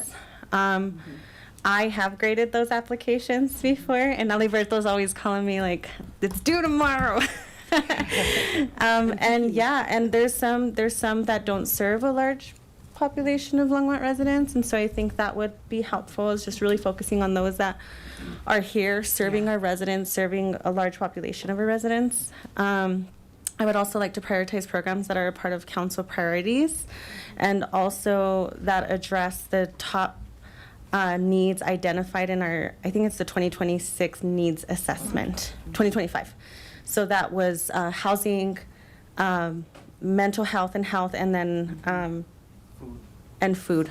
Yes, so making sure that those agencies are being prioritized. And then I had a conversation just asking questions to staff earlier to really understand the funding allocations. And one of the things I thought would be a good idea, and let me know, council, if you agree or disagree, but for agencies who are currently funded elsewhere via city funding, I would like for them to not be able to qualify for HHSAB funding because they're currently being funded elsewhere. So via our transportation fund, via our children youth services funding, they can kind of sometimes qualify for that funding and then also apply for HHSAB.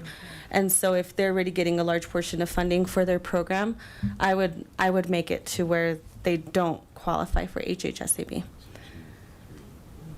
And you can let me know if you have questions or ask staff what I might mean by that, and they could probably give you an idea as to what I'm talking about. So is that, for clarification, is that just like double dipping? Yeah. Okay. I didn't want to say double dipping. I'm going to say it because Yeah. make it make sense for me. So thank you. Councilmember Marcin. Thank you, and thank you, Mayor, and thank you, Councilmember Prieto, for that. I guess it's maybe a question for staff and maybe a question for Councilmember Prieto. Do we know what agencies would theoretically fall under that umbrella based on the last funding cycle? I know you're kind of getting the number. Yeah, like how many? Because my concern would be, if we fund an agency over here for this work that we do, and then they come back and apply for HHSAB, because having, that's a specific program that they're trying to generate support for or what have you, that can create some. So I'm just, Right. even if it's the same agency, it can be a very different, Right. two different sets of programming. So, Mayor Hidalgo, Fair, and Councilmember Marsing, I think that that's where the importance of looking at unintended consequences would fall. And so are there agencies that are funded in a couple of different areas, but then align with council priorities? So I think that is something that we would need to research, look at, and then bring back that information to you to show you that, hey, if we move it here, it could possibly enhance here or maybe break here. I think that's the discussion that we want to have, and kind of, to your point, Councilmember Prieto, really crunch the numbers and really look at that, knowing what, some of the focus for each of our council members is tonight, like what to look at. That gives us more information to come back with a plan and to say, hey, is this thumbs up, thumbs down, sideways? What do we need to change? And would you want to bring that plan back to us before that before December, theoretically, when that, Oh, yeah, okay. Absolutely, because grants roll out in June, and then the process happens, and then we would bring final funding recommendations based on any changes that you all want to make for that December meeting. Yeah, if we, and if we needed to push it back, we could do that. Great. I had one more question for both of you, and then I just want to kind of collect my own thoughts about where everybody's at and what you're hearing versus what I'm hearing, and make sure that I'm on the same page. Because, we had a conversation offline early in the year about collaboration between nonprofit partners and trying to make sure that folks were talking together. There was a mention of an in-person meeting. I think Eliberto mentioned that in the presentation tonight. Do you feel like the general nonprofit infrastructure, speaking of the Housing and Human Services side, is strengthening collaboration, that folks are communicating effectively? I mean, I don't know that we want to, whatever you feel comfortable sharing about that process and those conversations. Right. Mayor, Councilmember Marsing, we have continued the work with the Chamber of Commerce, with Longmont Chamber. Our intention is to continue that, to engage more nonprofits. We know that in order for that to move forward, whether it's service stacking or creating a more collaborative system, that leadership really needs to come from our nonprofit executive directors. We can be conveners as city government, but we really need to have executive directors, leadership in nonprofits say, hey, I will be the champion for this. And so that's really what we're working on. As Eliberto, sent emails to our funded nonprofits in anticipation of this meeting, we had several nonprofit EDs that wanted to have that conversation with us. And that's really what we emphasize. Like, we can be the convener. We need nonprofit leadership to really run point on this. And so, yes, we are continuing that. We know that it is an important piece of everything, and it still needs to develop. Does that help? It does. Do you want to add? Yeah, can I add a little bit? Yeah, absolutely. Mayor, Councilmember Marsing, what I would say to your question about the collaboration is in my experience over the last 15 years working in anti-poverty work, both at the county, at the city, is it tends to happen in ways that are affinity groups type of thing. So, for example, HSBC and the work that we do with our EDs, including Hope, All Roads, formerly Boulder Shelter for the Homeless, and others, we have a pretty good network of collaboration that happens. The Our Center, EFA, Sister Carmen, and what's called the Family Resource Network, they have a pretty good conversation. The challenge becomes is the cross-systems conversations. Those are sometimes harder to happen. There's a really wonderful food network that's led by Community Food Share. And so, again, there are affinity groups, affinity associations that work really well. There is a Human Service Alliance that does a good job that's run out of throughout the county. In Longmont, we have the St. Verlaine Community Council, another great group of networking. Mayor will be presenting there this month in April. So I think it does happen. I think the challenge is the cross-system conversations, right? And I think that's just because folks are in their own systems. They're looking at single adults. They're looking at food insecurity. And I think that's where we play a role in trying to be that bridge on those cross-systems, folks, to try and get folks that are experts at food insecurity, to talk to folks that are experts at housing instability, to talk to folks that are experts at mental health. That's where you get the challenge. But it does happen, and we're always continuing to find ways to make it happen even more. Thank you very much. And then just very quickly, just for my conversation, my understanding of the conversation up here, what I'm hearing just generally is support around option one, which is limiting asks of less than 10, limited asks that are less than 10,000. I'm hearing option 4, focus on council priorities.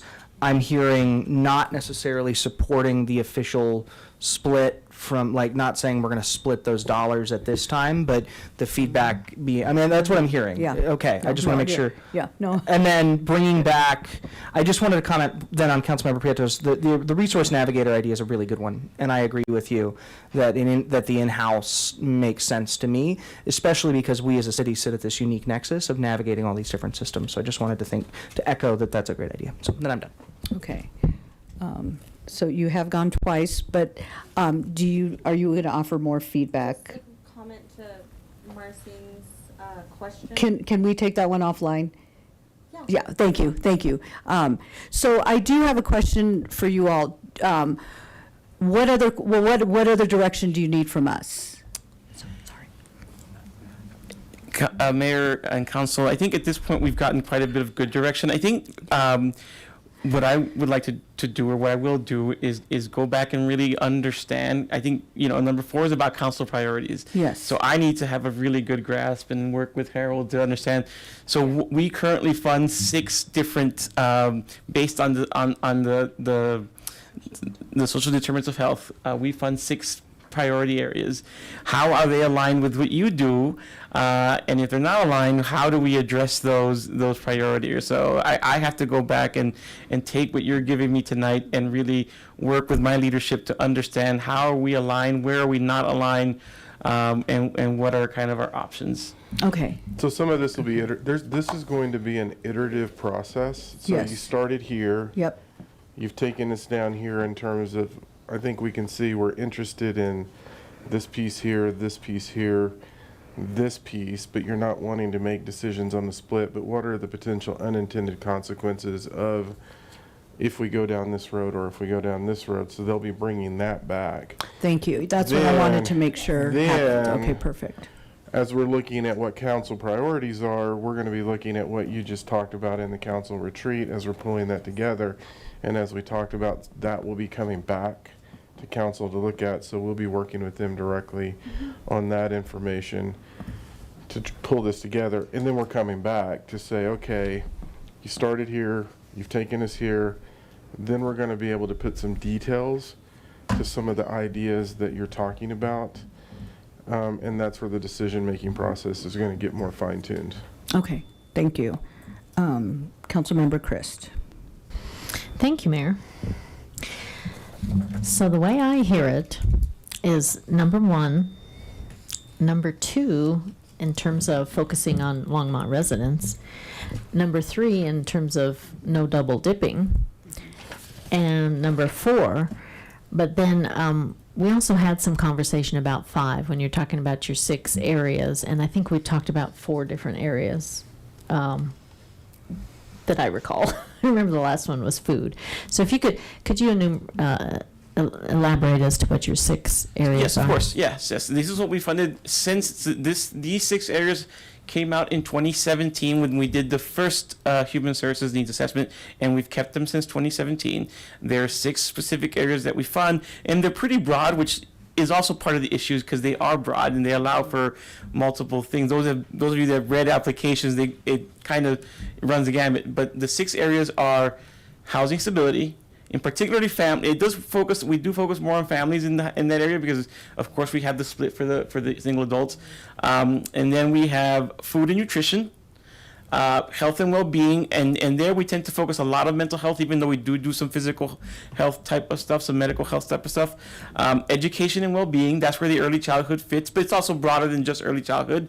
We fund things like after-school programs. We fund things like adult learning as well, adult academic learning.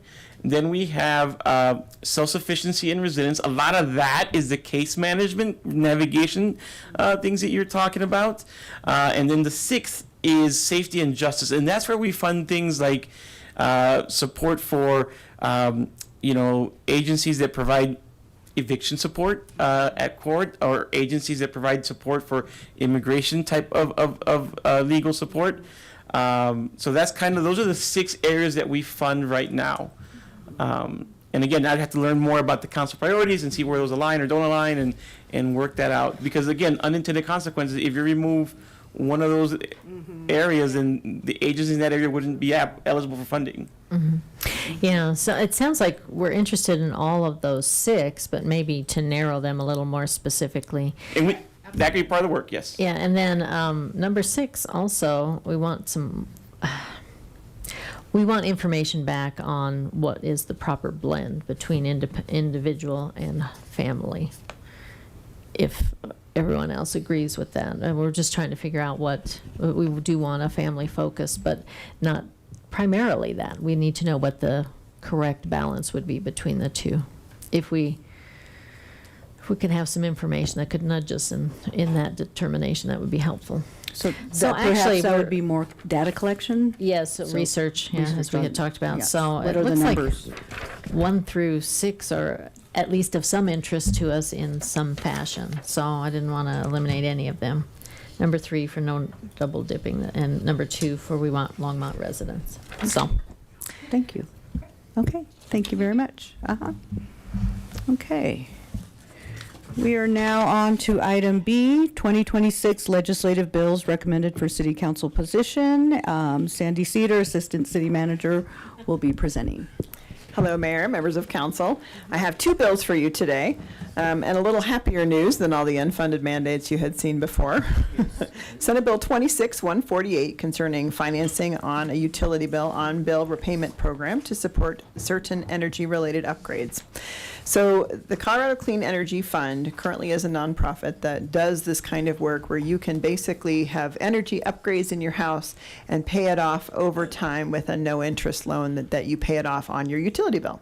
So kind of the way I think about it is kind of like when you want to upgrade a cell phone and they're like, oh, you can just pay $5 a month to get this very expensive cell phone. It's the same kind of thing except with energy updates to your home. So this does help people who are maybe not able to afford a heat pump all at once or something that would be more energy efficient. The program is proposed to be paid for out of the unpaid and unclaimed property fund. This fund may be rated for the budget, so it does have a fiscal note. It does need to use that. That's the thing that might hold it back. But in the meantime, obviously, we want people to do energy improvements to their homes, and this gives them an opportunity to do so on their bills. It's an opt-in for municipalities, and so since we consider all these things to be important, the staff recommends that City Council support Senate Bill 26-148. Okay, so do we have any comments, questions, or anyone like to move? Go ahead. I move that we support Senate Bill 26-128. 148. Okay, do we have a second?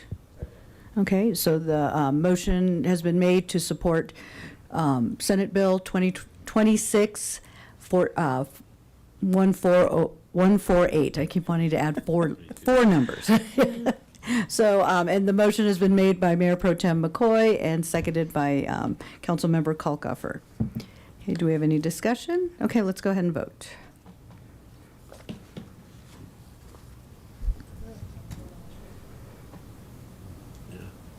we're not seeing anything. Did you want to refresh, maybe?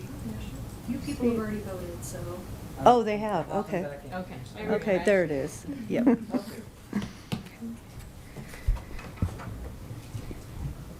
Okay, and that carries unanimously with Councilmember Popkin absent. I think so.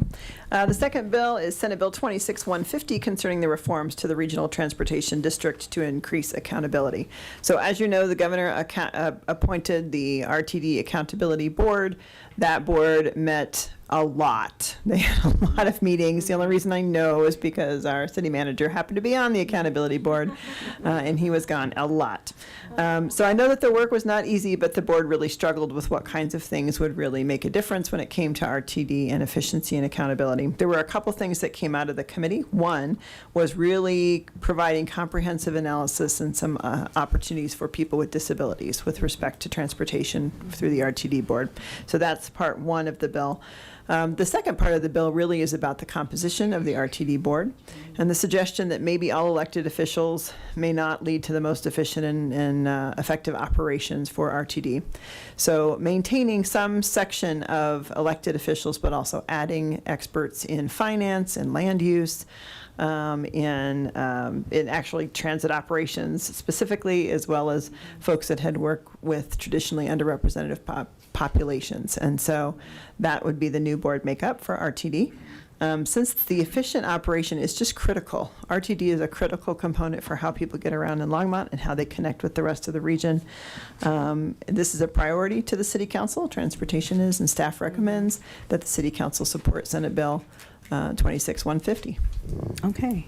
And thank you for that. I've seen the process along the way in my short time as mayor. And even just through the years, RTD, it needs a change. And I know in the Northwest Mayors and Commissioners Coalition, there was a lot of debate on the composition makeup. And we will be voting as a body, hopefully Thursday, to show support or, with the Mayors and Commissioners Coalition. But, even with that debate, there has to be a change. And I think that some of what came out of it was there was a lack of understanding of where this was coming from. It was like, well, it's the accountability team that has been working in depth and exploring all the options. So, as council members, as we, think about supporting this or, taking a stance in support, to please consider the work that has gone into it and looking at all, the unintended consequences. I've had conversations with Harold and just all the deep conversations and thoughtfulness that went into this. I mean, there's always going to be pros and cons to any decision that we made, but RTD, we've got to do something different because what's happening is not working. And if there's any specific questions, I can answer those questions about why the accountability made the recommendations that we did. I would also mention that Harold did not comment on this bill when it was sent out either.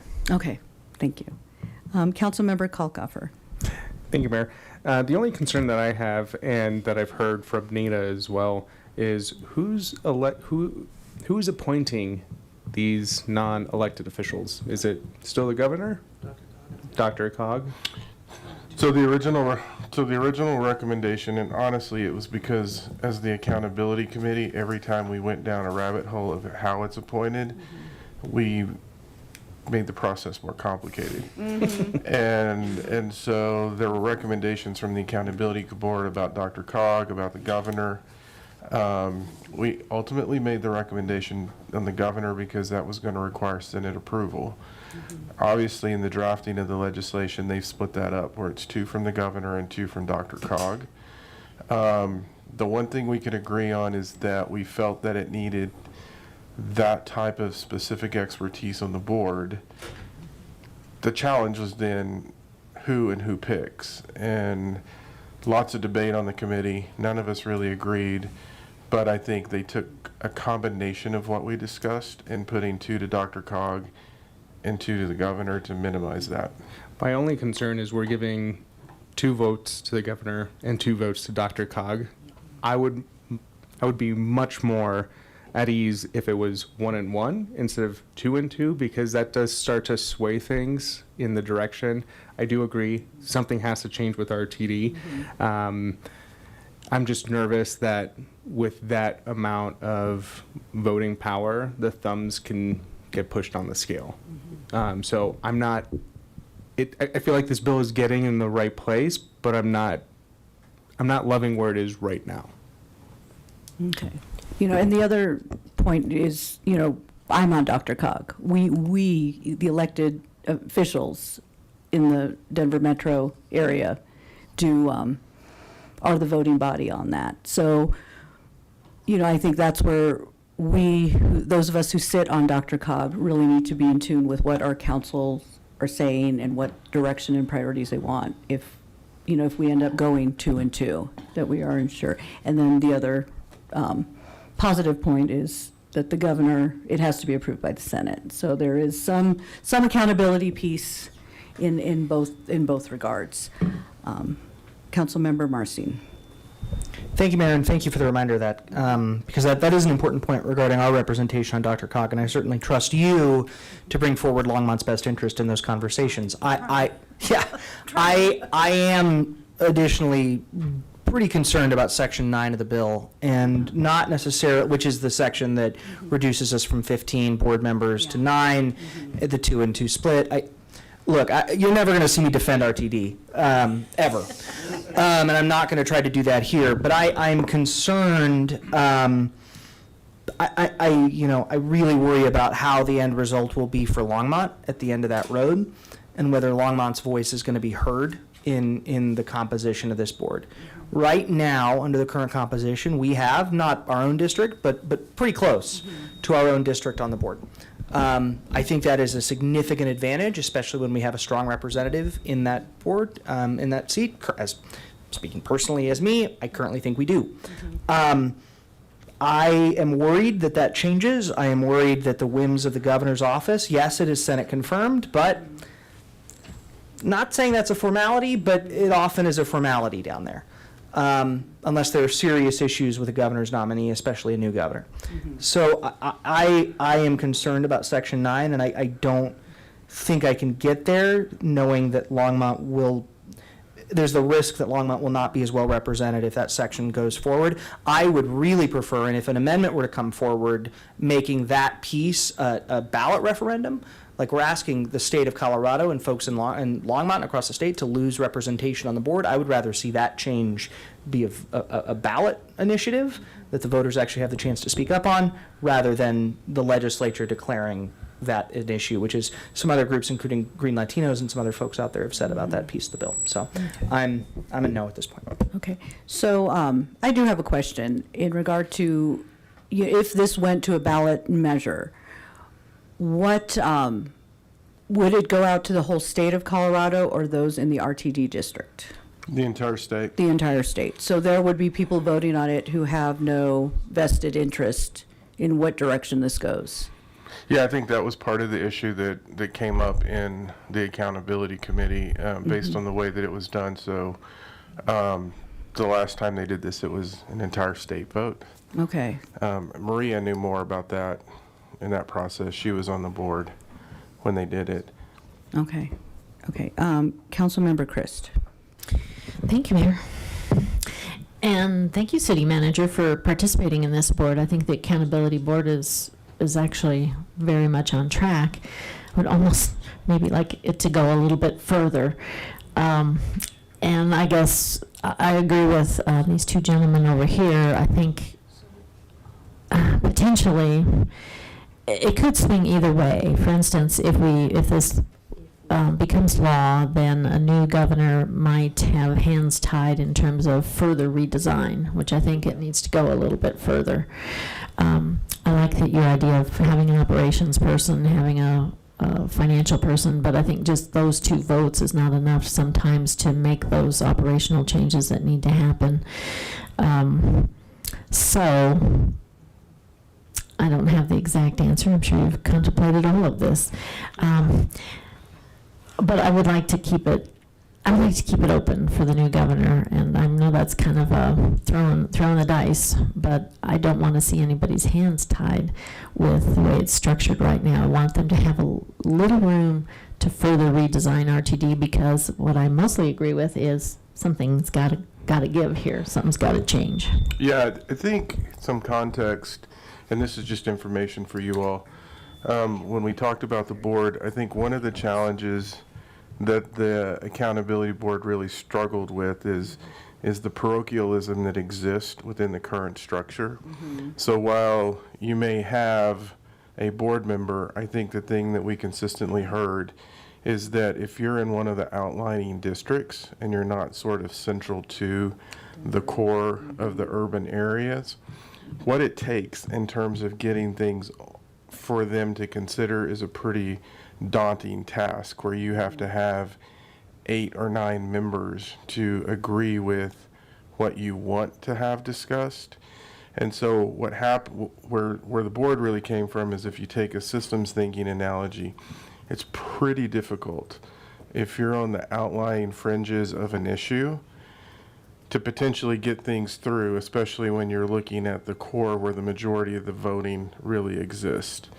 And so for perspective, I think that was one of the reasons why they as a group, we looked at that, because if you look where certain projects were funded, you get 10 votes or 8 votes. I think it's 8 votes to get it from the financial committee into the board. If you don't get that, then it doesn't move through.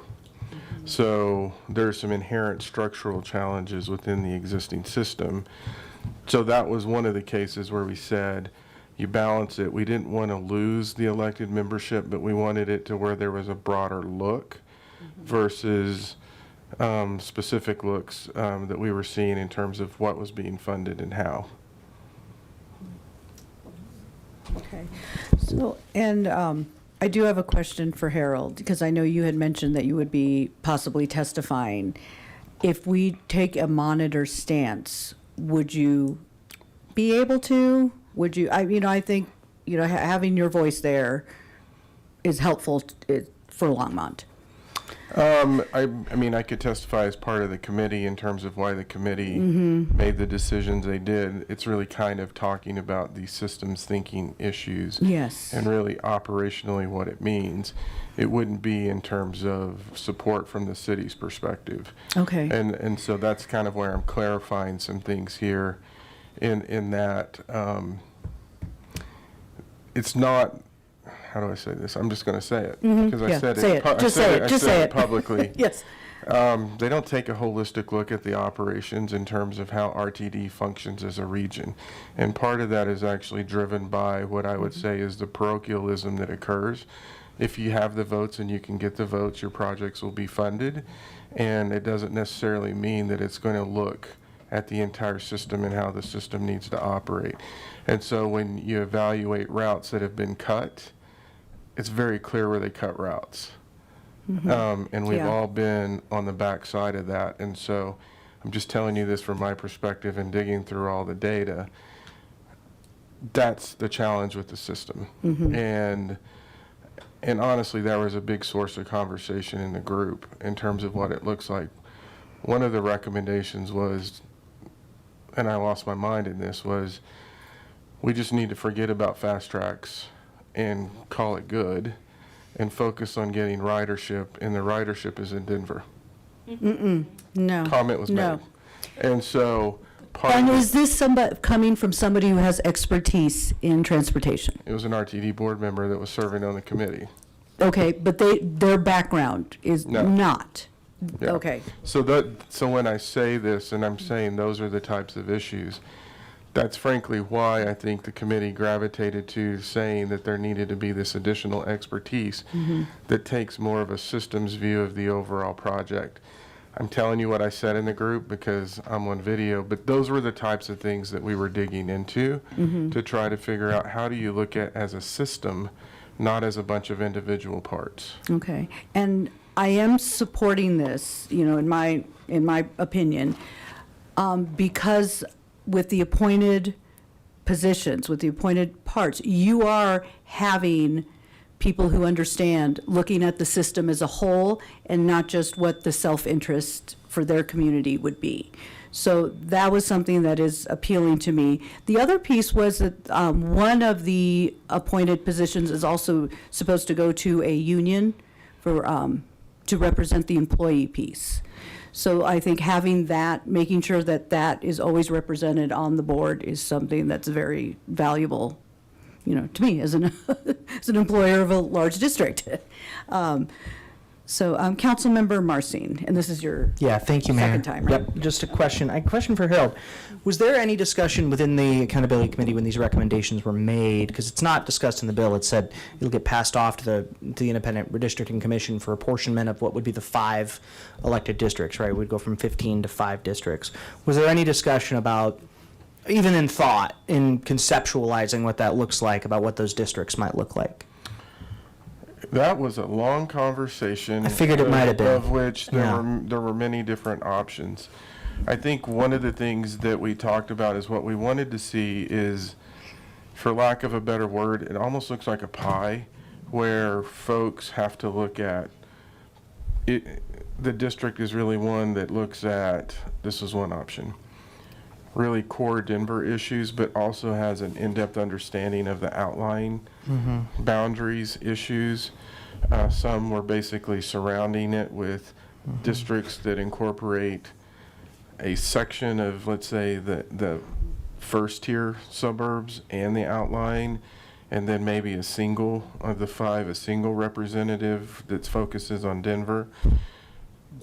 The general sense of the committee was it needs to be a balanced understanding of all of the issues that the RTD district is dealing with, whether it's suburban, first tier suburb, or Denver Central, and not having a singular focus on any one of those.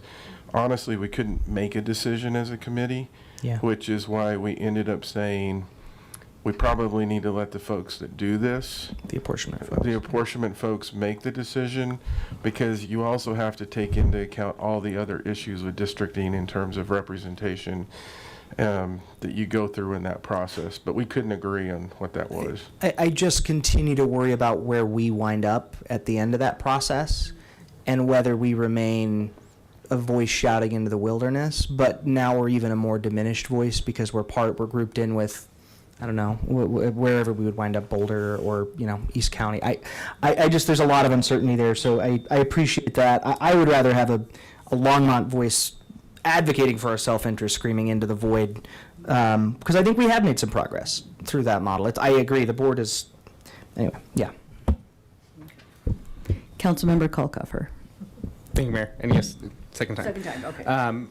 I am concerned that we are going to be losing representation, but do you think that Longmont is going to be better off by doing this? Because I understand the systems thinking where I've been in enough transportation meetings where everybody's thinking in silos and not thinking as an entire system. And that is a bad way to think when you think of transportation, especially what the R stands for in RTD, regional. Harold, do you think we would have better representation? Do you think we would be getting better service from RTD by losing a representation that we have now? So I think that's making the assumption that we lose it. And that is the uncertainty that we were uncomfortable with as the accountability committee. I think as we talk through the conversation, if we have people that are looking at the whole and really understanding the entire system and can really bring their voices to the table where it is about the entire system, not about specific areas, I do think that the outlying areas will benefit from that. Jackie Millette, who is a former mayor on an outlying area in the southern part of Denver, that was what she was talking about, because you get lost in the conversations when you move into it. So if you have somebody that understands finance, understands operations, understands land use, I mean, literally, another example, someone, same conversation, it's all on video, when we were talking about land use, and they said there's not enough density in the outlying suburb areas to support transit operations. That was one, again, where I lost my mind and looked at him and said, do you even understand how our zoning codes are set and how we're building our homes? Because you're looking at the outlying areas of RTD as the old suburban communities, and you don't even realize what we have. And I think those are the types of issues that if you have that kind of expertise, they will be more apt to see it, versus if you're just voted on and you're in a central area of Denver, do you really know what's happening in the outside communities? And I'm not saying anything that I didn't say in those meetings, but I'm saying it to you because that was the kind of feedback that we were seeing in this conversation, which honestly probably gave me a clearer understanding of why Karen, is it representative or commissioner or board member, director Banker has been fighting uphill on, in the sense of she's a solitary voice in 15 members, and in many cases, in seeing that conversation, in some cases, it's an impossible hill to climb. I appreciate that, thanks. And I want everybody to know that I come to these meetings with an open mind, and I listen to what everybody has to say, and I start to formulate some of my opinions. and how I vote. I did also go to Commuting Solutions and Via Mobility on Friday. I had a couple of meetings there, very productive. And one of the things that's special about Boulder County is we also provide a lot of services within the county that RTD is not a part of the conversation. So Via Mobility offers a lot of the routes in Boulder that is not operated by, directly through RTD. So we do have other transportation options. And I keep going back to the R in RTD as regional. And if we can solve the regional part of RTD, I think we will be better off getting us our bus to the airport, getting us, our bus to and from Boulder or downtown Denver.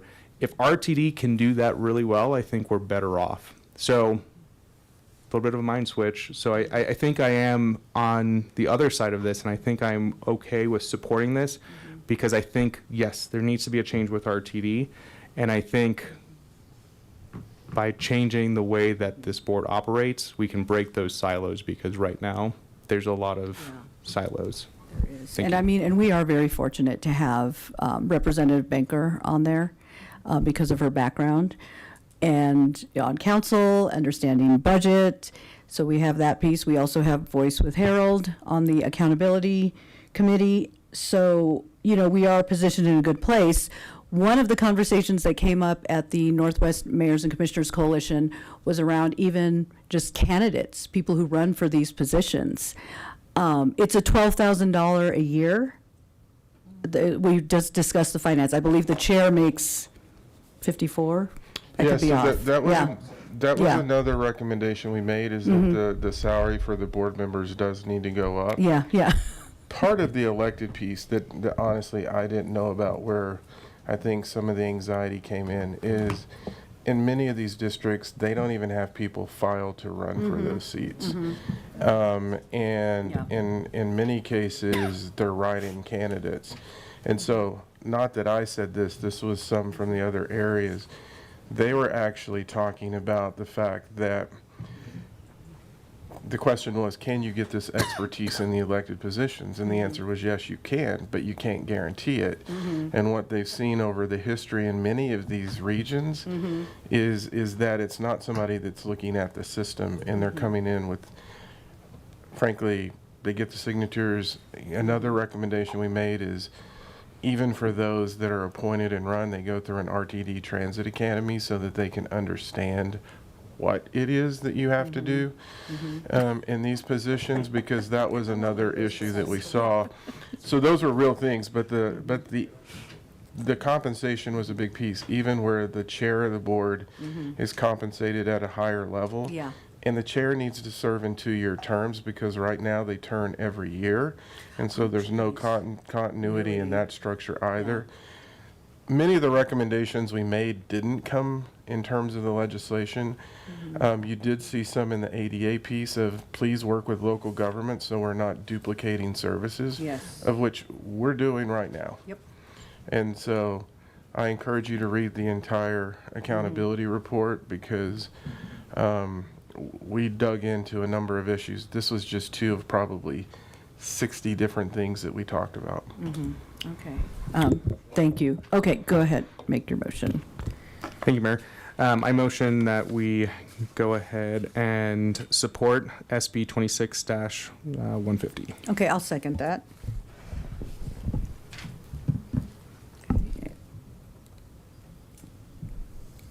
And do we have any discussion while we're waiting? Okay, so let's go ahead and vote. Okay, and that carries 5-1 with Councilmember Chris in opposition and Councilmember Popkin absent. Thank you, Mayor. I also just want to remind everyone tomorrow, the Front Range Passenger Rail meeting at the museum at 6 p.m. Okay. Hope everyone will be able to join. Great, thank you. And we are now on to mayor and council comments, and I was going to comment on that, so I got nothing to say. Councilmember Christ. A month from today, May 7th, is the National Day of prayer, and just got something in my email that they're going to have a prayer session in the north courtyard, I think, outside the Civic Center, maybe between here and the library. That's what I assumed it was. So that'll be interesting, and I know in the past we've had the prayer session here, and think that that's a great time to go and feel very blessed. So I once went to a blessing of the pets. They had to give her double. So we don't go to those anymore. Mayor Pro Tem.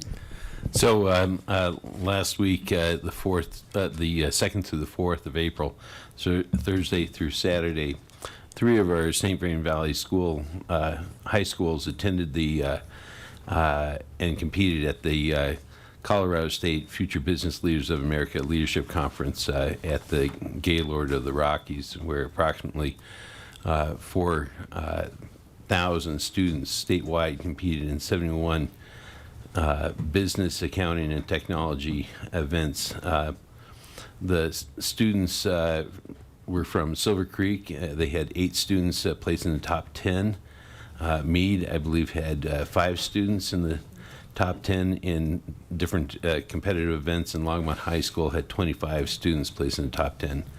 As a community leader, I would like to congratulate these students and teacher advisors for all their hard work. Okay, great. Councilmember Marcy.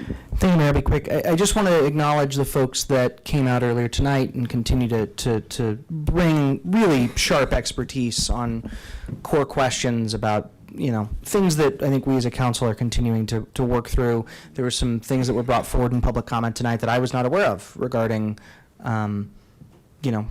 just publicly the relationship, for example, between Axon and ICE is something that I think I need to do some personal reflection on. And that is just a real reflection of our community's expertise and the way that we need to continue to work to embrace that expertise. So I wanted to thank those folks.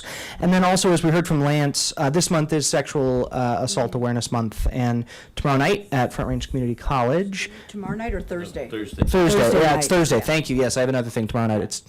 Thursday night. Thank you. Front Range Community College is going to host their 10th annual Take Back the Night, which is a really neat event. I know a number of us will be there. It is a really powerful opportunity to hear from survivors, to hear the voices of folks impacted by sexual violence, and I look forward to being able to just listen and share in that experience and just continue to hear the powerful voices that exist in our community. So I hope to see folks there. Okay, great. Thank you. City manager remarks. I was going to say no remarks, but after the RTD conversation, if any of you want to talk about the accountability committee and the details, I would be happy to do that for you. Yeah, he's chomping at the bit to share. Yeah. City attorney remarks. No comments, Mayor. Okay, and do I have a motion to adjourn? Okay, we have a motion to adjourn. It's been seconded. All those in favor? Aye. Opposed? Okay, we are adjourned.